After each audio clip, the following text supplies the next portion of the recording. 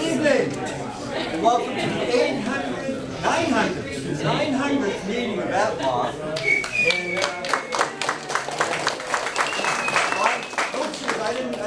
And I didn't start ATMoB. Somebody else did. And as always, just a quick introduction because we are on the tape here. And if anybody, this is a great club, I said it before, if anybody wants to know about the club, if you're watching us on the internet, just go to www.atmob.org and you can find out quite a bit about us. And anybody in the Boston area is always welcome to join the club. Tonight we're going to have the business meeting first, then we're going to have our keynote speakers, and this is kind of like a mini Stellafane. Because our first two, Al and Mario, are giving talks at Stellafane. They're going to give us kind of shortened versions of their talks at Stellafane. And I'll be talking about Stellafane more during the announcements. Julie Sage, right up front here, is going to do a talk on cubes in space.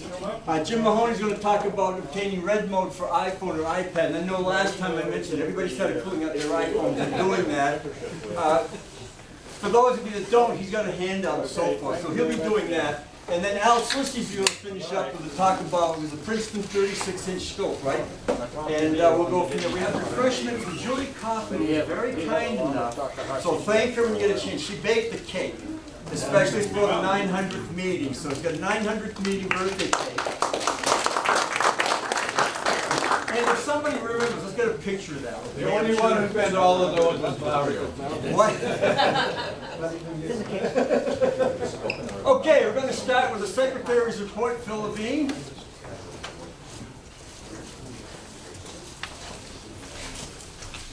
These are the minutes of the annual meeting held June 8, 2017 in the Phillips Auditorium. The Harvard-Smithsonian Center for Astrophysics. President Glenn Chappell called the meeting to order at 8 p.m. Phil Levine read the Secretary's report. Eileen Myers presented the Treasurer's report. Chris Elledge presented the membership report. Glenn Chappell gave the observing report. Steve Clardy gave the clubhouse report. Further details, please see the newsletter. Announcements. Diana Munn, Director of Public Programs for the Harvard Museums of Science and Culture, gave the membership a preview of the Harvard Summer Solstice program, which occurred June 21. There was an invite for us to volunteer to set up scopes. I believe one member, Bob Tooth, made it to the solstice and brought a scope. Glenn Chappell received an email request for advice on building an observatory by an astronomy group in Myanmar, formerly Burma.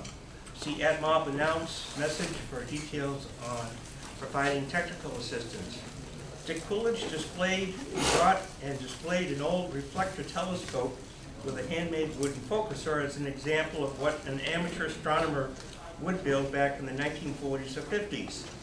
Old business, none, new business. The annual election of club executive board members was held. The results: president was Glenn Chappell, vice president Tom McDonough, secretary Phil Levine, treasurer Eileen Myers, membership secretary Chris Elledge, members at large Bruce Tinkler, Al Takeda, Maria Batista. Ariana Roberts of Citizen Kate at the Continental American Telescope Eclipse program seems to have achieved her goal of fundraising for the equipment and support of that project during the total solar eclipse. Eileen Myers collected $192 from the membership for the ATMoB website's Dark Sky Clock. Glenn Chappell introduced a guest speaker for the evening, W. Lowell Putnam, great-grandnephew of Percival Lowell. The talk was entitled Exploring the Universe at Lowell Observatory. W. Lawrence Putnam began his talk by presenting a short biography of Percival Lowell, who was a Boston native, a prominent businessman who attended Harvard and MIT. He established the Lowell Observatory at Flagstaff, Arizona. Notable astronomers who worked at the Lowell Observatory included Vesto Slipher, and he was instrumental in providing early indication of expanding universe derived from redshift data. And also Clyde Tombaugh, credited with the discovery of Planet X, known now as minor planet Pluto.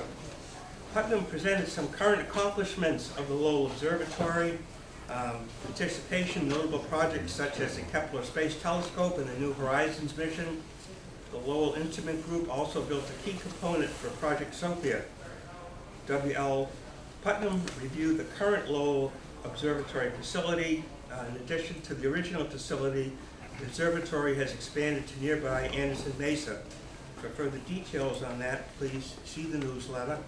W.L. Putnam presented a visually interesting video by Lowell astronomer Dr. Deirdre Hunter on star formation, also a close flyover of the Martian surface and composite images of Pluto from the New Horizons mission.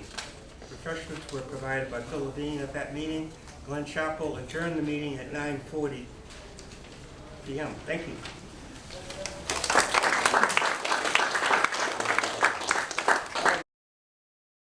Observing, I didn't even tell Bruce to send him anything.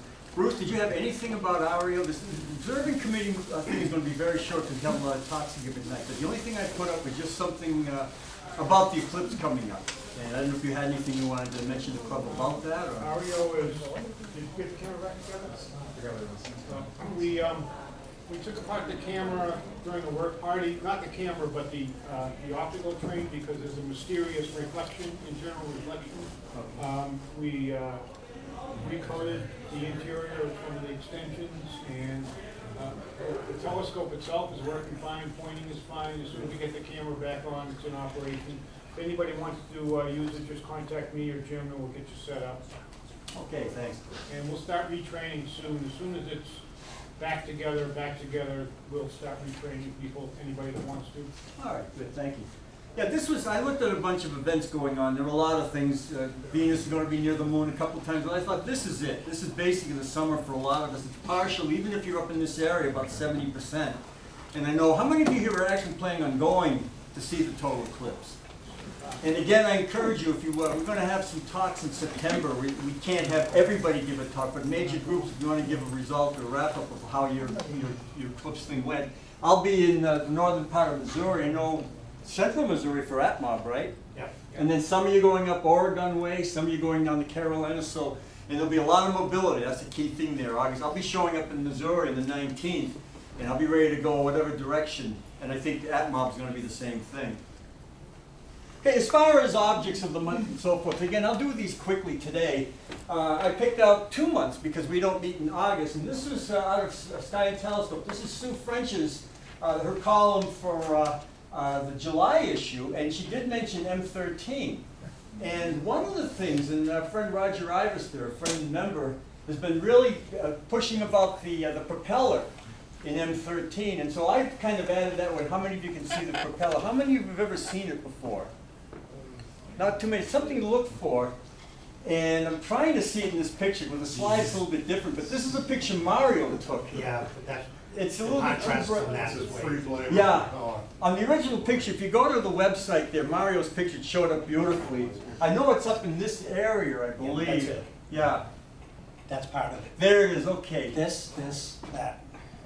Oh yeah, there we go. Oh, there, okay. It's offset. That's why a lot of people look at the center of M13. It's off to the side. It came out beautifully. Yeah, the contrast. I know when I put this PowerPoint together, it showed up fine, but it's not on this projector. But that's okay. So that's the one for July. See if you can see the propeller. Maybe you go up to Stellarphane, for instance. Pardon? I think it was on the bottom there. What's that? The propeller's on the bottom.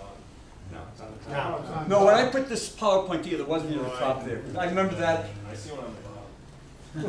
Whoa! Then you got no problem seeing the propeller. I see what he's talking about. All right. In Mario's original photograph, it stood out beautifully. There was no doubt it was right up in this upper corner. But again, telescopes invert the image. Depends on what you're using. Mario's propeller. Mario's propeller. Yes, Anybody Bruce. remember the old way of getting phone numbers back before you look them up? No. The license plate for the Clay Center Observatory van is M13411. What does How's have to that do with- for what does that have to chance? do with the propeller? It's M13. Oh. No. And it's one of our favorite objects at the Clay Center. This shows an astronomy nerd, by the way. When you get a number, like when you're ordering a pizza, something, they give you a number. I just think of the corresponding Messier object. So I'm driving to the pizza place, you know, and I'm ordering number 42, Orion Nebula, Orion Nebula. Then I go up to the counter, Joe says, "What's your order?" "The Orion Nebula."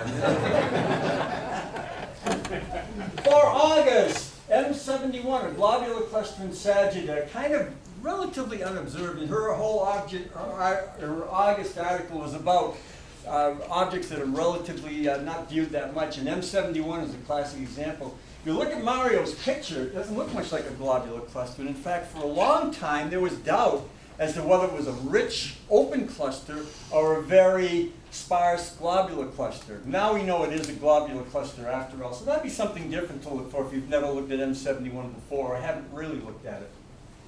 The Las Vegas Astronomical Society. I had a very nice conversation with co-founder Roger Iverson. He called earlier today.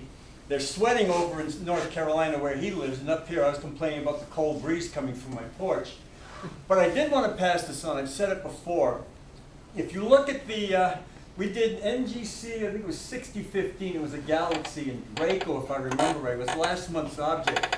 And if you look on the LVAS website for their wrap-up, we're right at the top of the list. I think Chris comes up first, Mario's up there. We really headlined that whole thing, and he's really, just wanted to pass that on. He's very excited about the things this club has been doing, but not only that, he is a member of the club. And he just was raving about this group, how friendly you guys are. I mean, simple things. He lost a cat that was very close to him. A bunch of you sent emails to kind of console him. And so he loved the club. He rejoined. I guess, Chris, he joined the same exact day you did. So Yep. There'll be some celebrations there, but it's nice to have him as a member of the club. Anyway, for the Observers Challenge, M14, globular cluster in Ophiuchus, is the one they have for July. And I guess part of that might be to just see what's the smallest instrument you can use to still resolve this particular cluster. It's not a bright cluster. It's about 7.5 magnitude. It's kind of in the obscure area. You have to kind of look between beta and eta Ophiuchi. It's about maybe 40% of the way, so you've got to look around a little bit for it. And finally, August rather, Messier 24. And this one is kind of an enigma. When I first started looking for all the Messier objects, one of my guides called Messier 24 NGC 6603. And there was a confusion because the actual M24 is about 1 degree by 2 degrees. And NGC 6603 is an 11th magnitude cluster. I said, how could this be?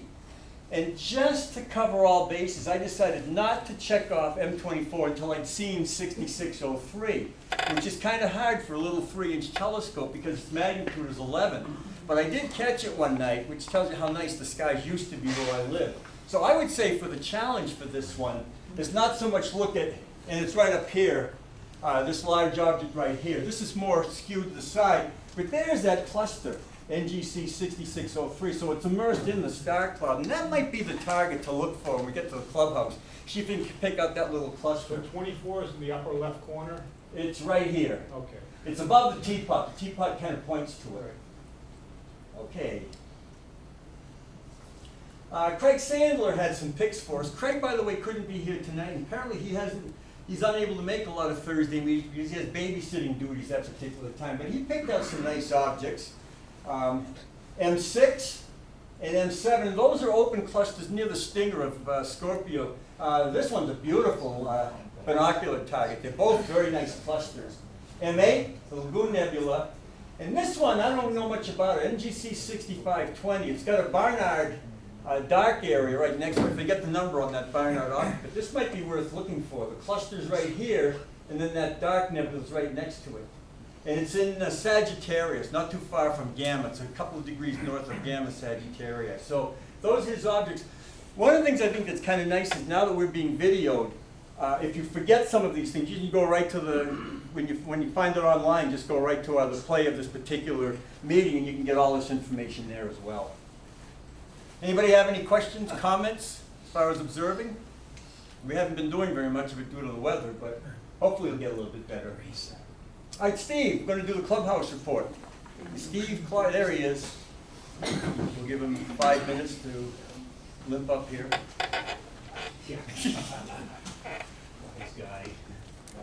You need the pointer? No, it's okay, I probably just burned my retina with it. So we had, let's see, we've had 2 work parties over the summer, June 10th and July 8th. On the 10th of June, we had 24 members show up. On July 8th, we had 20 members come, which is a pretty good turnout for the summer. We're very happy with that. Both months, of course, we had a lot of lawn mowing to do, and we're indebted as usual to John Blomquist for dragging his tractor mower up to the clubhouse. It was on the fritz earlier this year, but he got it fixed in time to save us. The first month in May, we had to hand mow, and it took quite a while. It was a large crowd of volunteers to mow the entire property. In addition to that, we did some trimming and hand mowing, and we're in very good shape at the moment. So the grounds look very good.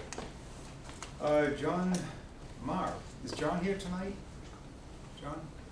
He had finally solved the problem of the clamshell winch motor. It's fixed. He installed a new limit switch, and it works very well right now. So those people who are already checked out or who want to be checked out in the clamshell, please talk to John. He'd love to have you up there again, and maybe for a refresher. But all the equipment works very well. I might add that all the other telescopes are also online. So that's 4 out of 4 club telescopes are online. This doesn't happen very often, I have to tell you, but they are all working quite well. Only in cloudy skies. Usually, did some other repair work. The far barn doors had to be repaired, thanks to Dave Prouton and Mike Hill. And Mike and I also did some cleaning in the upstairs barn. We came across a couple of old ATMoB relics. And I noticed Dennis DeChico is here tonight. Speaking of old relics. Just kidding, just kidding. We still have Dennis's original Dobsonian that he made out of 2x4s, the yellow Dob, in the metal shed. And that was early 70s, Dennis, maybe? Yeah. Okay, it's still there. So, anybody? That was the first Dobsonian east of the Mississippi. Was that what it was, I think Dennis? it was. Yeah. Yeah, okay. So Where is the mirror for that? Not quite sure. It's in a box. We have it in the box squirreled away. Oh, okay. It's a 16-inch mirror for that. It's an f6, 96-inch focal length. So it was used for many years, by the way. It was our mainstay telescope.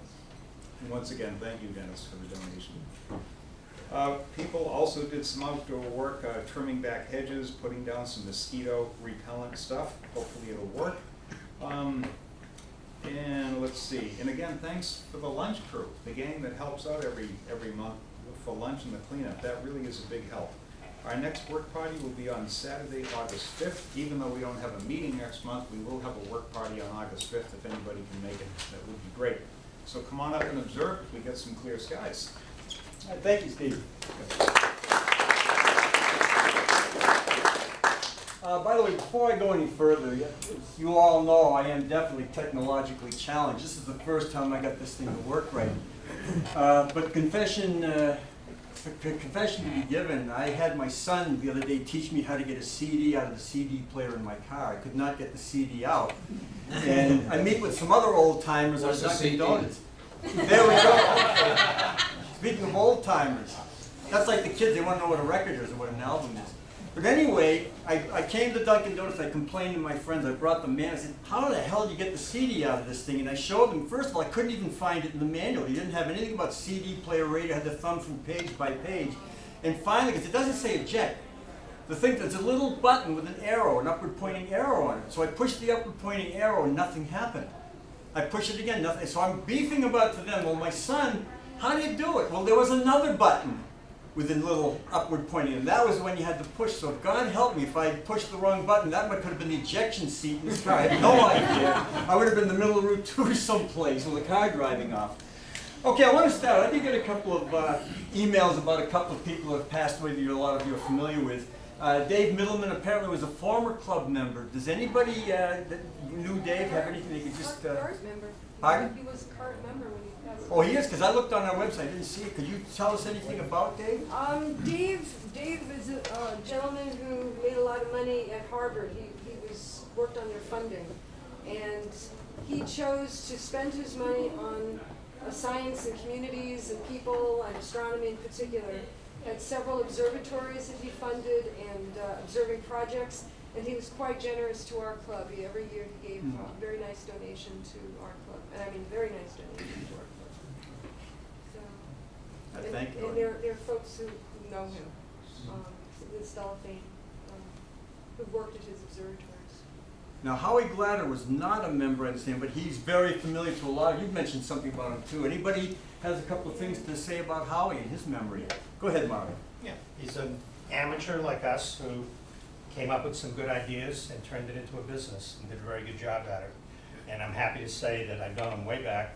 In fact, when he made his first laser collimator, he made the first one, and that's serial number 1. I had serial number 2. I should have kept it because when it finally broke about 5 years ago, I said to him, can we fix this? And he just sent me a brand new one, this latest model, which is too bad. I'd rather have had serial number 2. But he was a very great guy. He was a very fine machinist also. Yes, Eileen. Yeah, he did his work. I met him at Stellafane. I was standing in line with Peter Belo's daughter Anna. They were going to play kids horseshoes, and he was in front of me in line with his granddaughter, and he gave an address which is right across the street from where my mother lives. So after that, I saw him every weekend, because every weekend I went to New York City, and he was in the same supermarket I was in, so we got to know each other. He made those laser collimators in his apartment on the balcony. He dragged the equipment out, did it there, dragged the equipment back in the Bronx. Thank you. I think we had, in fact, very quick plug, because I write for astronomy. We've got a person from Sky and Telescope here. This is a neat little magazine, Amateur Astronomy. It comes out quarterly, and as I was thumbing through the current issue, there was an ad from Howie Glatter in the magazine here. So, if you will, let's just take a moment of silence in memory of our two friends.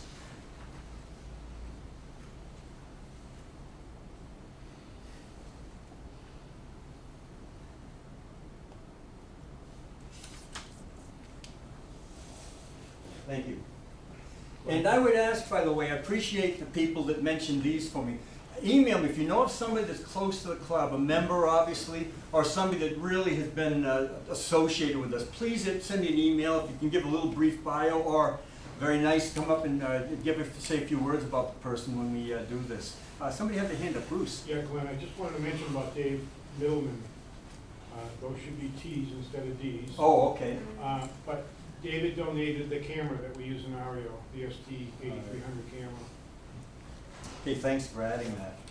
Does anybody have anything else as far as announcements? John, anything that's going on at CFA? Or No. Just kind of quick. Just the Eclipse are working on. Dennis, I'm sorry I didn't notice you before. My eyes have trouble seeing white, so I didn't catch you back there. Hey, You know, the way you're treating him, he's not going to come back here for another few no, years. come back. What was the one I said to you? I remember we were talking about being the old timers and how very few, looked around, very few of the people that were in our generation is still there, and it's basically the same thing now. There's not too many young people that are showing up at Stellafane anymore. It's still kind of the old guard, but we're glad to see you here tonight. Stellafane, ATMoB. I was going to ask maybe Eileen to say a few things. We have a bunch of members of the club that are presenting, and two are going to give shortened versions of their talks. On Friday's meeting, from 1 to 2, Al's going to do a talk on imaging the Great American Solar Eclipse. You're doing a shortened version of that tonight, right? And also, in fact, do you want to just describe your talks really quickly instead of me? Well, basically, I'm going to be giving a talk on how to image, and this is an intermediate talk, how to image the total solar eclipse. It's not an advance. If you want to talk in advance, you'll come to me later, and we'll talk about it.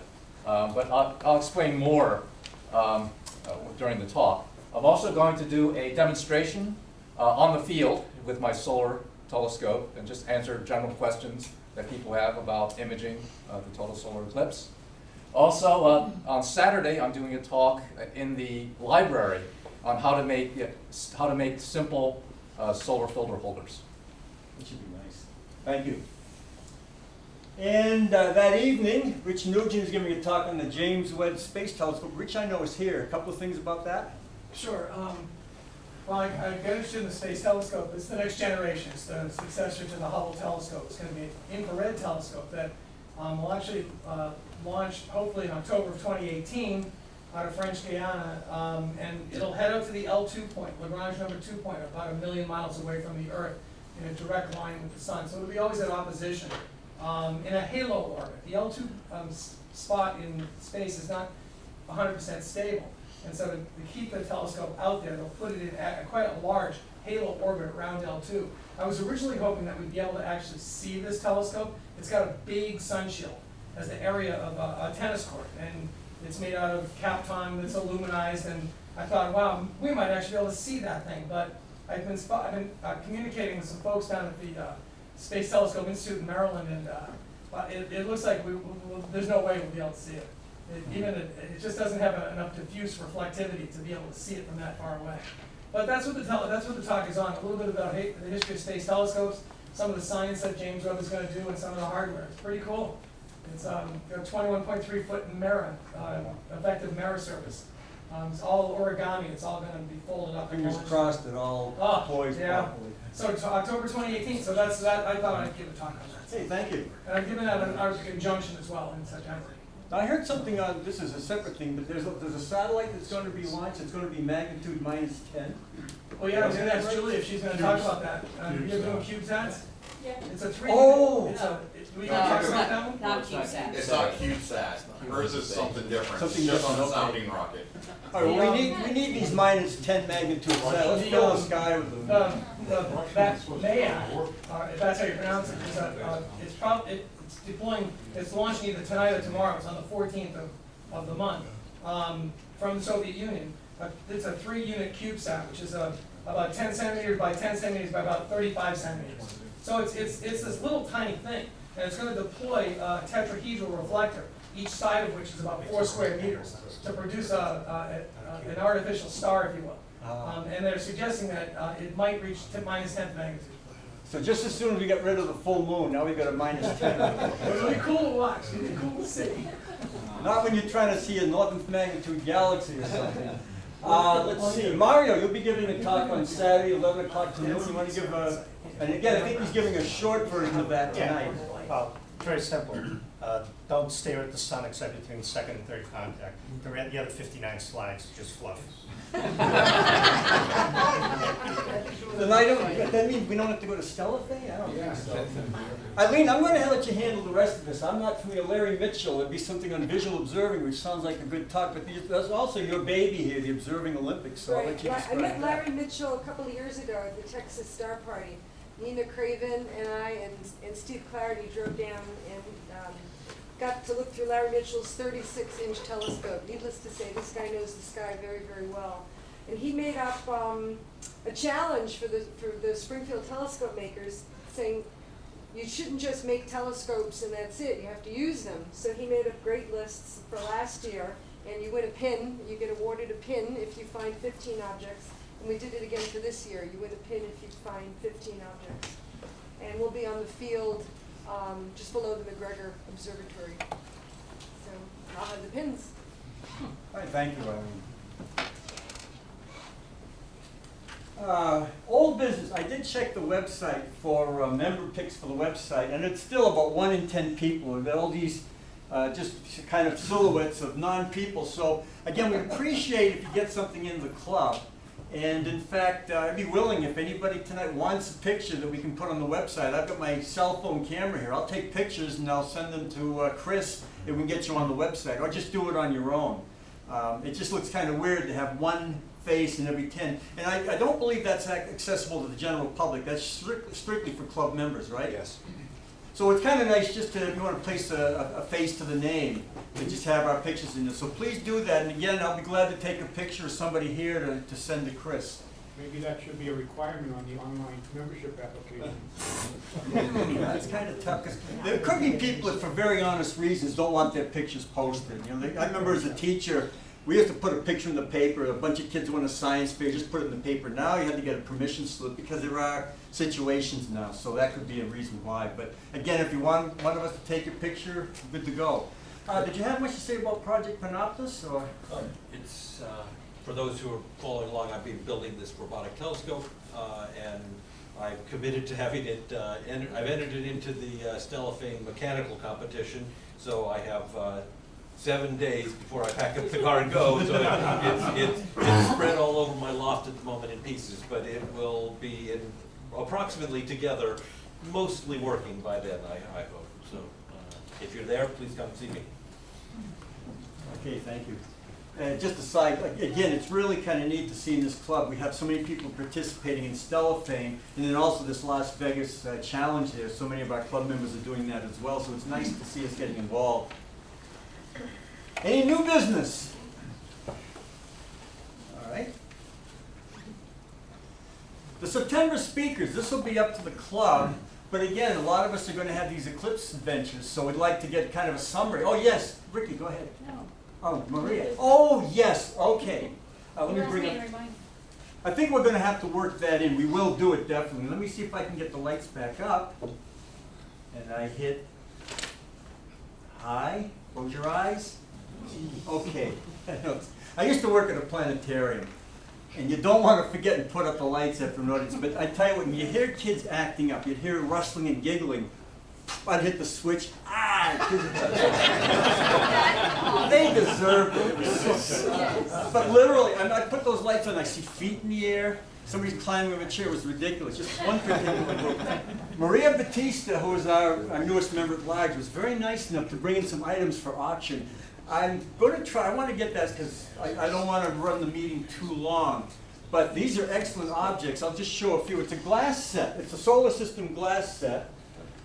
We got the sun and 9 planets. Now that is a little controversial because Pluto was reduced. Pluto's in here, but she also, these are forever stamps, right? Yes. These are forever stamps, the solar eclipse, so she's selling a sheet of that as well, or offering the sheet. And those are special stamps though. Yeah, they change colors. So, oh, is this the one you put your hand on it? put your finger on the back of it, In back or or in in front or Oh, in front. it's just how long? I mean, this meeting. No, it's instant. Oh, depends how warm your fingers are. Oh. you can see the moon. Oh, these are definitely good. Anyway, we're going to put these up for auction. I just want to check with Al. Are we going to have a bit of a break between you and Mario and getting set up for the next talk? Because I could do the auction then, so we're not. It doesn't take much time. We've already loaded the program on. Okay, I still will do that. We'll let Al and Mario give their talks. You can also do it way at the end when people are just milling about. Okay, yeah, we'll get that in though. It's going to start the bidding at $30 and go from there. The money does go to the club. It's the club fund. So nice set of glasses, set of stamps, the change color. One auction, One both auction. auctions. Well, Both things, the whole thing. We're starting at $30. Okay. That reminds you of those giveaways at Stellafane. All right. Anyway, as far as the September talk going to go, we'll have club members talk about their adventures with the Eclipse, and that'll be our September meeting. Now, as far as our talks, we're going to start right now. We're going to do back-to-back talks on the Eclipse. Al's going to start out with his talk about imaging the Great American Eclipse, and then Mario's going to follow with observing the Great American Eclipse safely. So we'll go ahead, Al, if you're all set, we'll open up the floor for you.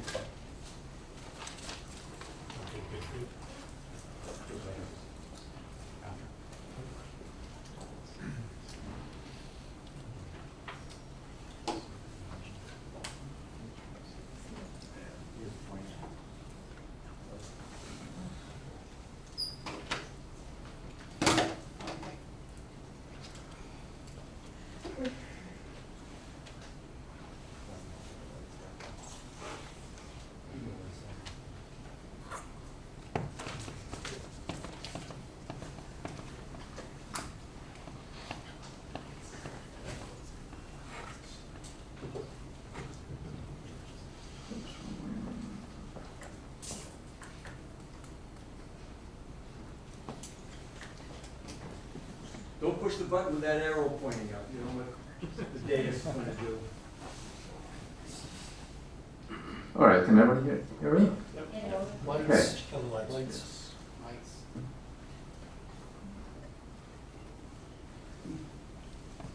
Okay, as I said before, this is an intermediate talk, and It's about the imaging the Great American Solar Eclipse. And this is a subset of the talk that I'm going to be giving at Stellafane today. So I'm not going to have all the material here, but it will have enough material to give you a rough idea of imaging.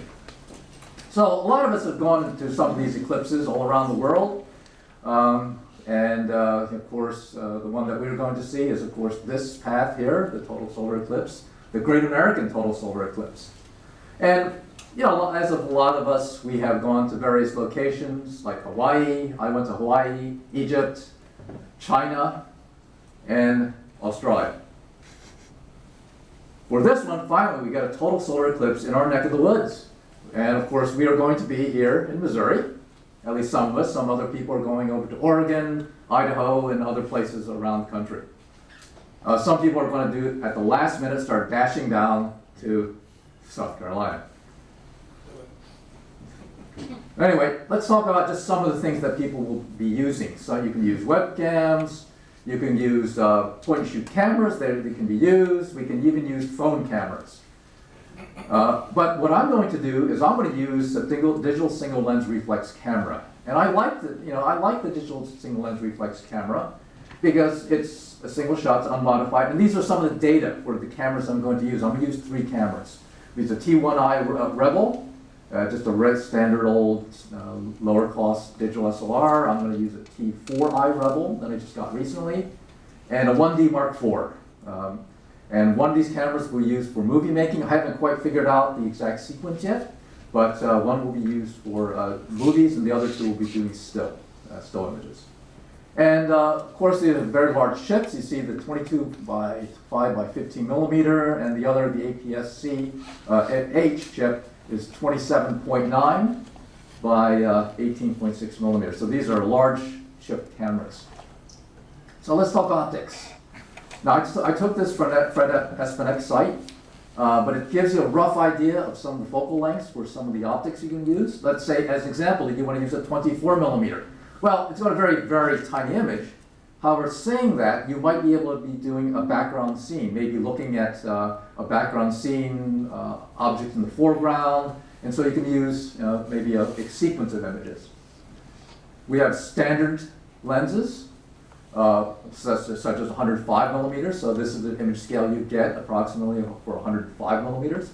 And oh, by the way, these are lenses that I own, so these are the exact image scales.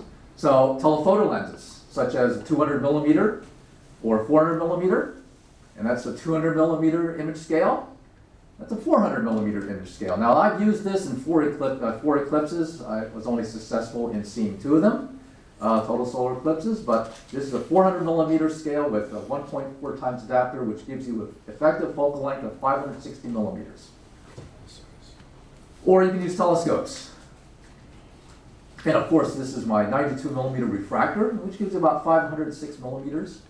Or if you put a Barlow on, you can really magnify it. With a Barlow, you can start to see prominences at the edge. And of course, you're not going to see a lot of the outer corona. You might see a little bit of the inner corona, some polar spikes. But again, it depends on what you want to look at, what you want to image, which will determine the kind of lens you use or the kind of telescope to use. So, some necessary accessories. Solar filters, of course, you only use solar filters during the partial phases. During you want to use the equipment safely. It will burn. I have burned my jacket by looking through a telescope, and I was futzing around with the equipment, and I took the solar filter off. I was trying to work on some problem I was having. It actually put a hole in my jacket in seconds. I mean, just 1, 2, I had a hole. Put your jacket in your eye. Yes. But you should have extra batteries. Because remember, you're going out to these sites, and you may have forgotten to charge one. It's always good to have a second. Simple remote control. Now, we also have interval remote controls, but if you use one of these, as opposed to a simple remote control, this has no battery. This has a battery, and it has a lot of controls in it. If you push the wrong button, you're not taking the right picture. So first thing you do is take the battery out. Support devices, tripods. You can, or maybe piggyback, let's say an iOptron Star Tracker. Just as FYI, the Optron Star Tracker will only, if you use this model, It will only do it in sidereal rate. It won't have a solar rate. You have to get the pro version in order to get this solar rate. So just be careful, get this. However, for a 2-minute eclipse, it's fine. Doesn't matter. You're going to use a German equatorial mount. This is my mount that I'm going to be using for the eclipse. It's actually a AP400 that I bought used from a person out in Colorado. And I have my 92 millimeter and a 66 millimeter. Operations, of course. You want to have the shutter mode in manual. The ISO should be about 200 to 400 if you want good color.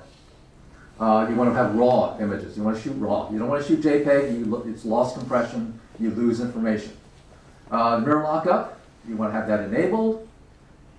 You want to turn your auto power off because you don't want to be sitting there and suddenly it turns off the camera turns off, and you have to sit there and activate the shutter button to turn the camera back on, so you just make sure to turn it off.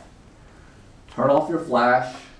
If you don't turn off your flash, you may get that camera in your teeth, right? Other people, plunging it in.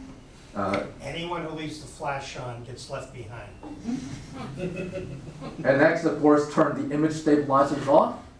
And you want to have the autofocus turned off also. You want it manual because your autofocus will try to seek, and it will not find the objects. It's too dark.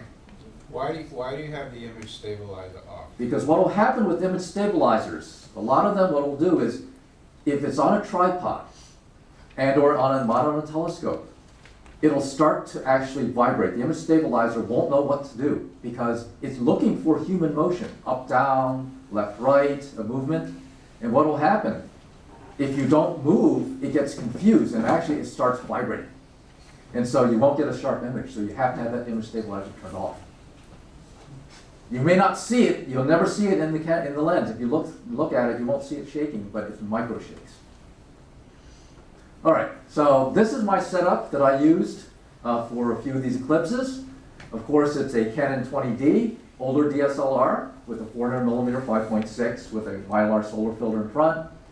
Shutter release, I used a small Sky Patrol equatorial mount and a carbon fiber tripod. A lot of these eclipses I went on were overseas, so you had problems with taking a lot of equipment. So I used this setup because it's very portable, it was easy to carry, and I didn't have to drag a lot of stuff around. Also, when you go to these sites, you may not, if you can't set up at night to get polar alignment, what you do is you can use a GPS to get your location, the angle finder to get your angle for declination, and then also a magnetic compass to get the magnetic north and to find your true north. So how do you do that then? Sorry, how do you do the, okay, so what you do is the GPS, of course, you find the location where you are. You then use that coordinate to find out your magnetic drift on the compass. You find the north, then of course you do the offset for your particular region. Interesting thing, for Missouri, we don't have to worry about it. It's actually, it's like 0.06 degrees offset. So essentially, if you point that magnetic north, that's the direction you have to point the mount. The angle finder, of course, is your angle that you go up. That's the angle of your location. So for us here, it's like, what, 42 degrees? But I don't know what for Missouri. 33. 33 something? Okay, but I have to look up that data. I got it on my slide. Right. Mm-hmm. And that's how you find in the daytime, if you can't do polar alignment at night. So also I have a timing and prompt. Now this one I couldn't find my recorder. I actually had a tape recorder that I used for prompts. And we'll go through that whole timing sequence because during an eclipse, your brain doesn't work very well. You're excited, you're not thinking straight. It's a very short time. Now some of these eclipses have been 6 minutes. You can think a little bit of time to think. This eclipse we have for Missouri, or this American eclipse, is 2 minutes and 40 seconds-ish. That's probably around your maximum time, and or less, depending on where you are on the surface of the Earth. So you don't have a lot of time for this one. So I use prompt. It actually tells me, I started about T-minus 2 minutes, and then I actually have it actually tells me the countdown when certain events are occurring. It will tell me, And it's actually on these earbuds that I have, you just put in your ear and you can actually, it will count down for you. So you don't have to think about it. And when you're not, and if you don't have to think about things, that's a good thing. All right, so let's talk about exposure settings. Now, I took this from Fred Esmak's site. It's one of his charts, and I put this up here. This is for 200 ISO, f8 for one lens. This is my 400 millimeter lens. You go on the chart at f8, you go on the chart, and now here are the shutter speeds for various parts of the Eclipse. And this is just a quick show. We'll actually talk about this scale right here. So partial phases. Now remember, these are rough estimates. They can change depending on your weather condition that day. If it's really clear, you can probably use these settings. But if there's any clouds, haze, forest fires, any kind of diminution of the object, it will change these settings. So these, just use this as basic guidelines, and it could change. Of course, for partial phases, and also during the partial phase, it's going to be almost an hour. So you can actually play with settings, you can play with focusing, you can do all these other things. And so, we can just do other interesting things like, you could use pinholes and create pinhole, and you can see the crescent shapes. And then, but when you get to this point, it's time to get serious. You T-minus 2 minutes. You really have to get, and so don't talk to me at T-minus 2 minutes. I will tell you to go away. So, of course, you start the player, get by your system, and in this case, I was doing everything manually. So I was setting the aperture was preset, it's f8, but the shutter speeds I had to adjust manually and also push the shutter button. You notice I'm using a shutter release. Because you don't want to be touching, you want to touch the camera as little as possible during the exposure. So Bailey's beads, diamond ring, 4/1000ths to maybe 1/250th of a second, depending on what kind of effect you want to do. Bailey's beads in China in 2009. Now, of course, after the diamond ring, you want to pull off the filter. Totality is gone. And now you want to get polar brushes, 1/25th, 1/30th of a second. And of course, this is at 1/30th of a second, so you can start to see polar brushes and start to see some of the inner corona. Outer corona, of course, everything from 1/8 up to 4 seconds. And I'm going to show you this image.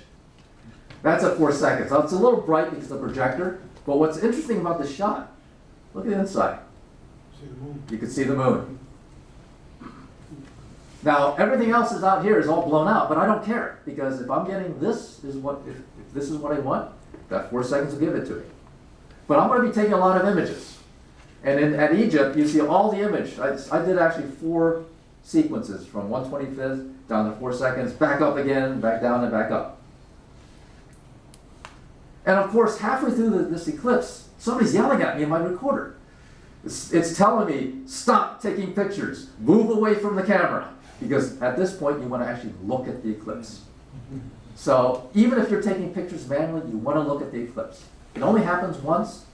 There's no rewind. You have to look. Of course, then diamond ring occurs again, to saying, okay, this is it. It's the end.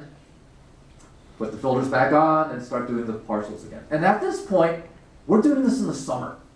It's going to be hot out there. Wherever you are, it's going to be warm. So the camera's going to have problems. So you have to take flats, darks, and bias frames. Again, I'm not going to explain everything here tonight, but those are, especially the dark frame. You want to take it because if you're in Missouri and it's 90 degrees, you're going to have all these red, green, and blue dots all over your picture, mostly red, and it's going to really ruin the picture unless you have a calibration frame to remove. And during the partial phase, that's the time to do it, because the second partial, after the eclipse is done, at this point you can cap the telescope, cap the lens, and start taking these calibration frames. You have plenty of time to do it, but it's extremely important for this summer eclipse. Well, I did this manually for the last 4 eclipses. Finally, I said, this one is only 2 minutes and 40 seconds. I'm not going to have a lot of time to do a lot of imaging. So I decided, here's 2 minutes and 40 seconds approximately, depending on your location. We have another 0.8 seconds. Good. So anyway, Mary says 0.8, we have an extra 0.8 seconds. Anyway, I decided to automate. So this time I'm going to do automation. So I'm going to use Backyard US, and you can create script files down here to actually do the Eclipse for you. It will actually, as long as you push the button at the right moment, and you have to experiment, experiment, experiment. I've been experimenting for 2 months now. I'm still not satisfied with my timing.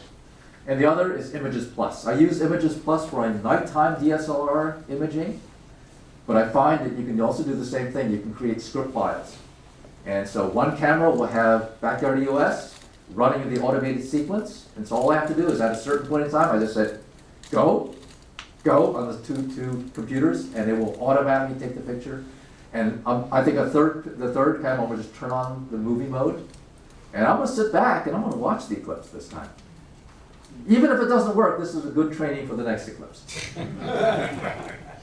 So, of course, you have to do all the image settings for the Eclipse, the mirror lockup, image raw, etc., etc. You have to set it up. Uh-oh. Just remember, it's in broad daylight.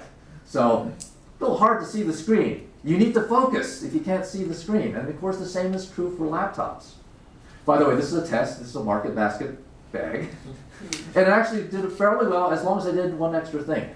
Put the black jacket over it so I can see. But I found that it gets a little hot in here, so I have to come up with a different solution.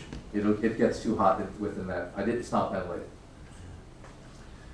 There's another thing you don't want to see. And you see an error message like this, it says, look, looking at this. It doesn't matter. It's bad. It doesn't matter if you see this or you see this, it's still bad. So if you can't fix the error in 15 seconds, let it go. Just step back, watch the Eclipse, and don't worry about it. Because it's going to take you longer than 2 minutes to fix that problem, whatever that problem is. And it could be the simplest thing, but when you're out there trying to figure it out, you're not thinking clearly. You're in a hurry, you're stressed out, you're in a tizzy, and this happens, well, just let it go. Step back and look up at the Eclipse. Just enjoy it. And also, I like the camaraderie of going out to groups. This is our group in China.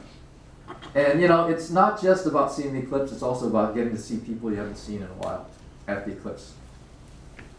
And I just want to show you some general information, just about some camera prices. Sort of $850 for a T7i, new, $430 for a T5i. These are actually B&H prices I looked at just the other day. And of course, you can even go cheaper for used cameras. By the way, I like the DSLR. It's pretty simple. It's inexpensive, easy to use, and if you have to, you can sell it. Tripods and mounts. These are just some of the tripods out. We can talk about this later. And here's some of the camera control software. Images Plus, Backyard EOS, Eclipse Orchestrator. I discovered this, unfortunately, 2.5 months ago. It's too late for me. In other words, That's what I'm using. yeah, that's what a few people are using. Mario is going to use Eclipse Orchestrator. Sorry? That's what I'm using. Yeah. But you see, I discovered this too late, and you have to learn something new. Don't.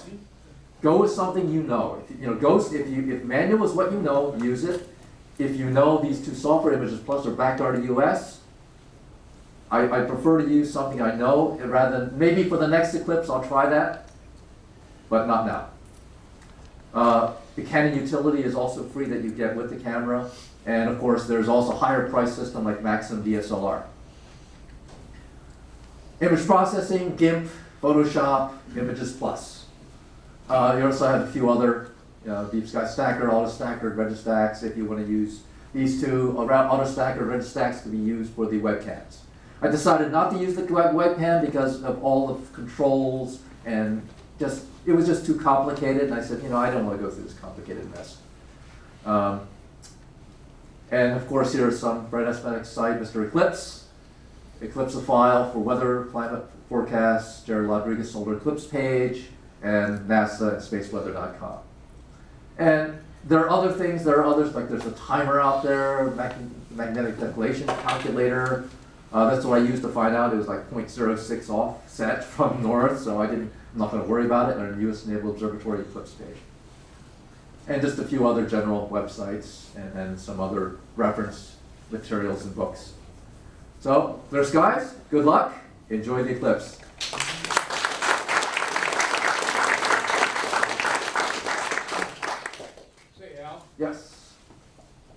I've read that some people in the know are using bracketing on their photos.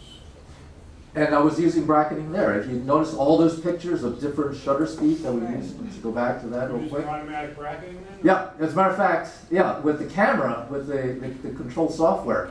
Let me go back, let me see, go back to the, You go all the way from Yeah. 1,000 all the yeah, way so to this, 7,000. right here, that you see here, that's all bracketing. It will actually go from, I actually have this test setup, actually we went from 1/500th of a second down to 4 seconds, and it did it 3 times in the time that for Missouri. So it will go through that sequence 3 times. And you can, and also the backyard of the US will do the same thing. That's backyard, this is Images Plus. You can put in these macros and save it. They're text files actually, so you can edit the text file if you know how to do it. And actually I found out that Images Plus had a bug. It reversed 2 of my settings and it wouldn't change. Every time I reversed it in Images Plus, it kept setting it back. So I went into the text file and made the change there and saved it, and it saved, it kept the changes. Yes, Jim? So what do you know about, I mean, things like some of the modern cell phones now do this high dynamic range imaging stuff. Is it a good idea to try to use it? Is it a good idea to disable it? Some people are using the high dynamic range imager in their camera. I haven't used it yet. I'm just going to go through bracketing, and I think that's what I know. That's the devil I know. So that's the devil I'm going to use. However, some other people are using high dynamic range for image for You the don't know soul. any specific reasons to try to disable it? I don't know. You get your maximum information with raw, process later. Yes, but the HDR stuff in these cameras is often taking multiple exposures. I understand, as well. I don't trust With them. one click. Yeah. You get your maximum information in raw, save raw in multiple brackets, stack them later. And that's what I do. Yeah. So again, I'm not saying don't do it, Jim. I'm not saying don't do it, but it's something that I'm not familiar with, so I really can't comment on it. So let's move that discussion on. Any other questions? Yes, Ricky? Is there a phase of the moon or another object that approximates the brightness? Yes. Oh, I forgot to mention that. Yes. So there is. It's called the full moon.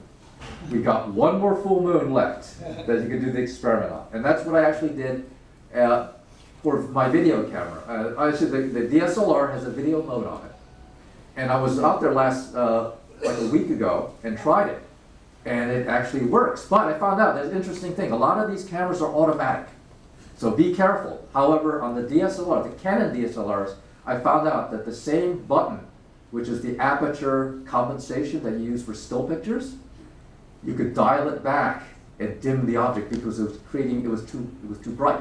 It said, oh, it's too dark, I'm gonna make it very bright, and so it blew out the image. So what I actually did was I pushed the this little AV button on there to change the aperture compensation for still pictures. Well, it does the same thing for the movie mode. So yes, the full moon. The full moon is the best test target to use because it approximates the total solar eclipse exposure. But remember, approximate, because depending on the day, it could be slightly hazy and cloudy, and those numbers will not be good anymore. You have to bracket on both sides to get the exposure right. Paul? Did you capture any star images in the Egyptian eclipse? Unfortunately, my 400 millimeter had such a narrow field that I did not. I've just got a message that Richard Berry out in Oregon, his house is in the eclipse path, and he's going to try to repeat Eddington's experiment of the bending of light for gravity. And I was wondering what lens Eddington had used, and that was 1919? Yeah, I don't remember. I don't know. Questions? In the back. Yeah, have you used the camera, the Canon actual has a in function dark frame subtraction. Have you tried using that? Oh, yes, I have. But one of the things, remember, we got 2 minutes and 40 seconds plus 0.8 seconds for this eclipse. You want to take as many light images, which is the real image, as possible. Do your calibrations later. Don't do that in the middle. You want to get as many pictures as possible during the eclipse, and you don't want to put that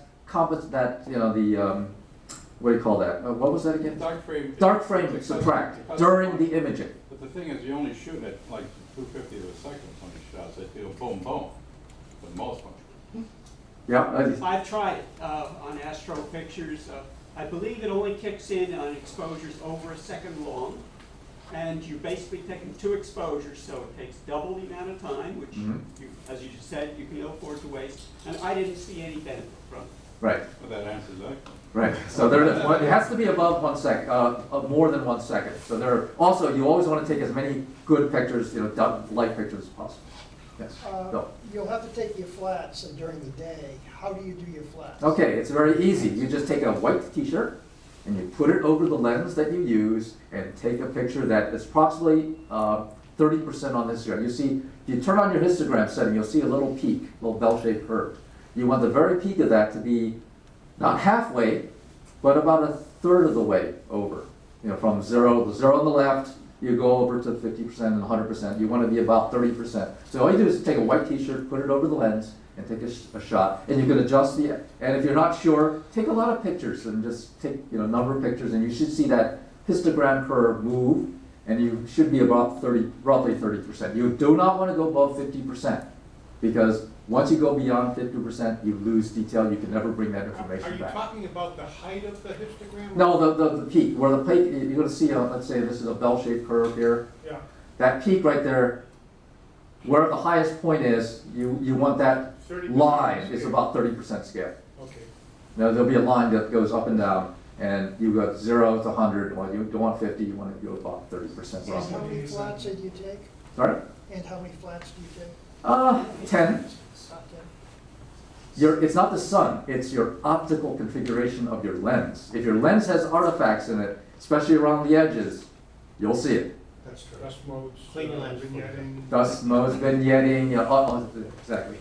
CCTVs and consumer cameras become nonlinear about somewhere between 30 and 50%. And that's why you can't do proper flat processing if you take flat images more highly saturated.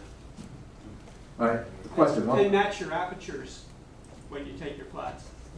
Yeah, you have to have when you take flats, it has to be at the identical optical configuration that you've taken the original pictures.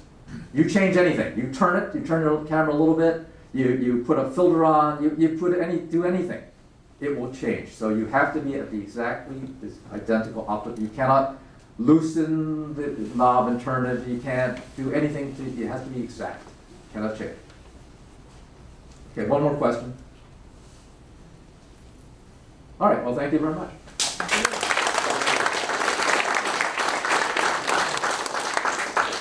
Just kind of harking back, this is for some of you ATMoB old timers, and I did look toward Dennis when he said that. But some of us remember George East. And George East was a genius in these times. You remember, it was around 1980s, the early 1980s. He programmed his 35mm camera to take automatic pictures. He set it up as a computer. Do you remember that? And he just thought, and I was thinking, what incredible technology back then. And then you look at what we're doing nowadays. I mean, back then we didn't even know what an exoplanet was. They were theoretical. And now we've got somebody who's developing a device or working with a device that's supposed to actually discover exoplanets. So it's amazing how much the hobby has come in the last few decades. You want to do it while people are here, not after they leave. Yeah, I was going to say after Mario's done, we'll do a back-to-back Eclipse thing. And then when Mario was finished, before I introduce our next speaker, we'll do the auction. I hope you'll go quick. Remember when I auctioned off my Odyssey, it went very fast because nobody bid on it. But hopefully we'll do better this time. Someday I'm going to sell that back to you. Let's move along anyway. Well, I'm happy to announce all the blue parts are now in the dump, wherever the dump is. But all the shiny parts are at my house still. They got a good home. Thank you. Okay, so you've got a very good talk now on how to take pictures. For those who are going to do it visually, let me give you some safety tips. I was on the committee for the AAS, American Astronomical Society, Eclipse committee, because back in the last eclipse we had, not a total, but an annular in the US, was 1994. And at that time, the lawyers in the country convinced essentially every school system, lock up the kids, Don't let them see even a flash bulb, they're all gonna go blind. And you're gonna get sued, and the school systems will all go out of business. I mean, it was the Armageddon, end of the world, because there was an eclipse coming. So they were proactive this time, and hopefully we'll get people to go out and actually see the eclipse. Now, if you do it safely, it's not a problem. So here's a human eye. Oops, why didn't that move down? Hold on. Oh, I gotta use this. Wait a second, hold it. Wait. Get this one. Right, go ahead. This one? Yes. Here we go. Okay, so here's a typical eclipse. This was for the 2012 eclipse in Utah. You know, simple camera, telephoto. It was an angular, so I didn't bring any extensive equipment. Main thing is put a filter in front. Okay? You've already got a little bit of a talk. So here's the eclipse path. You've all seen that. Most of the club's going to be here. Now let me see if I can get this to work, because this is a great simulation.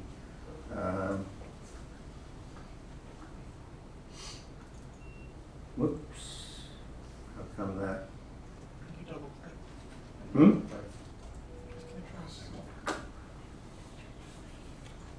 No? Seems to jump ahead at home at work.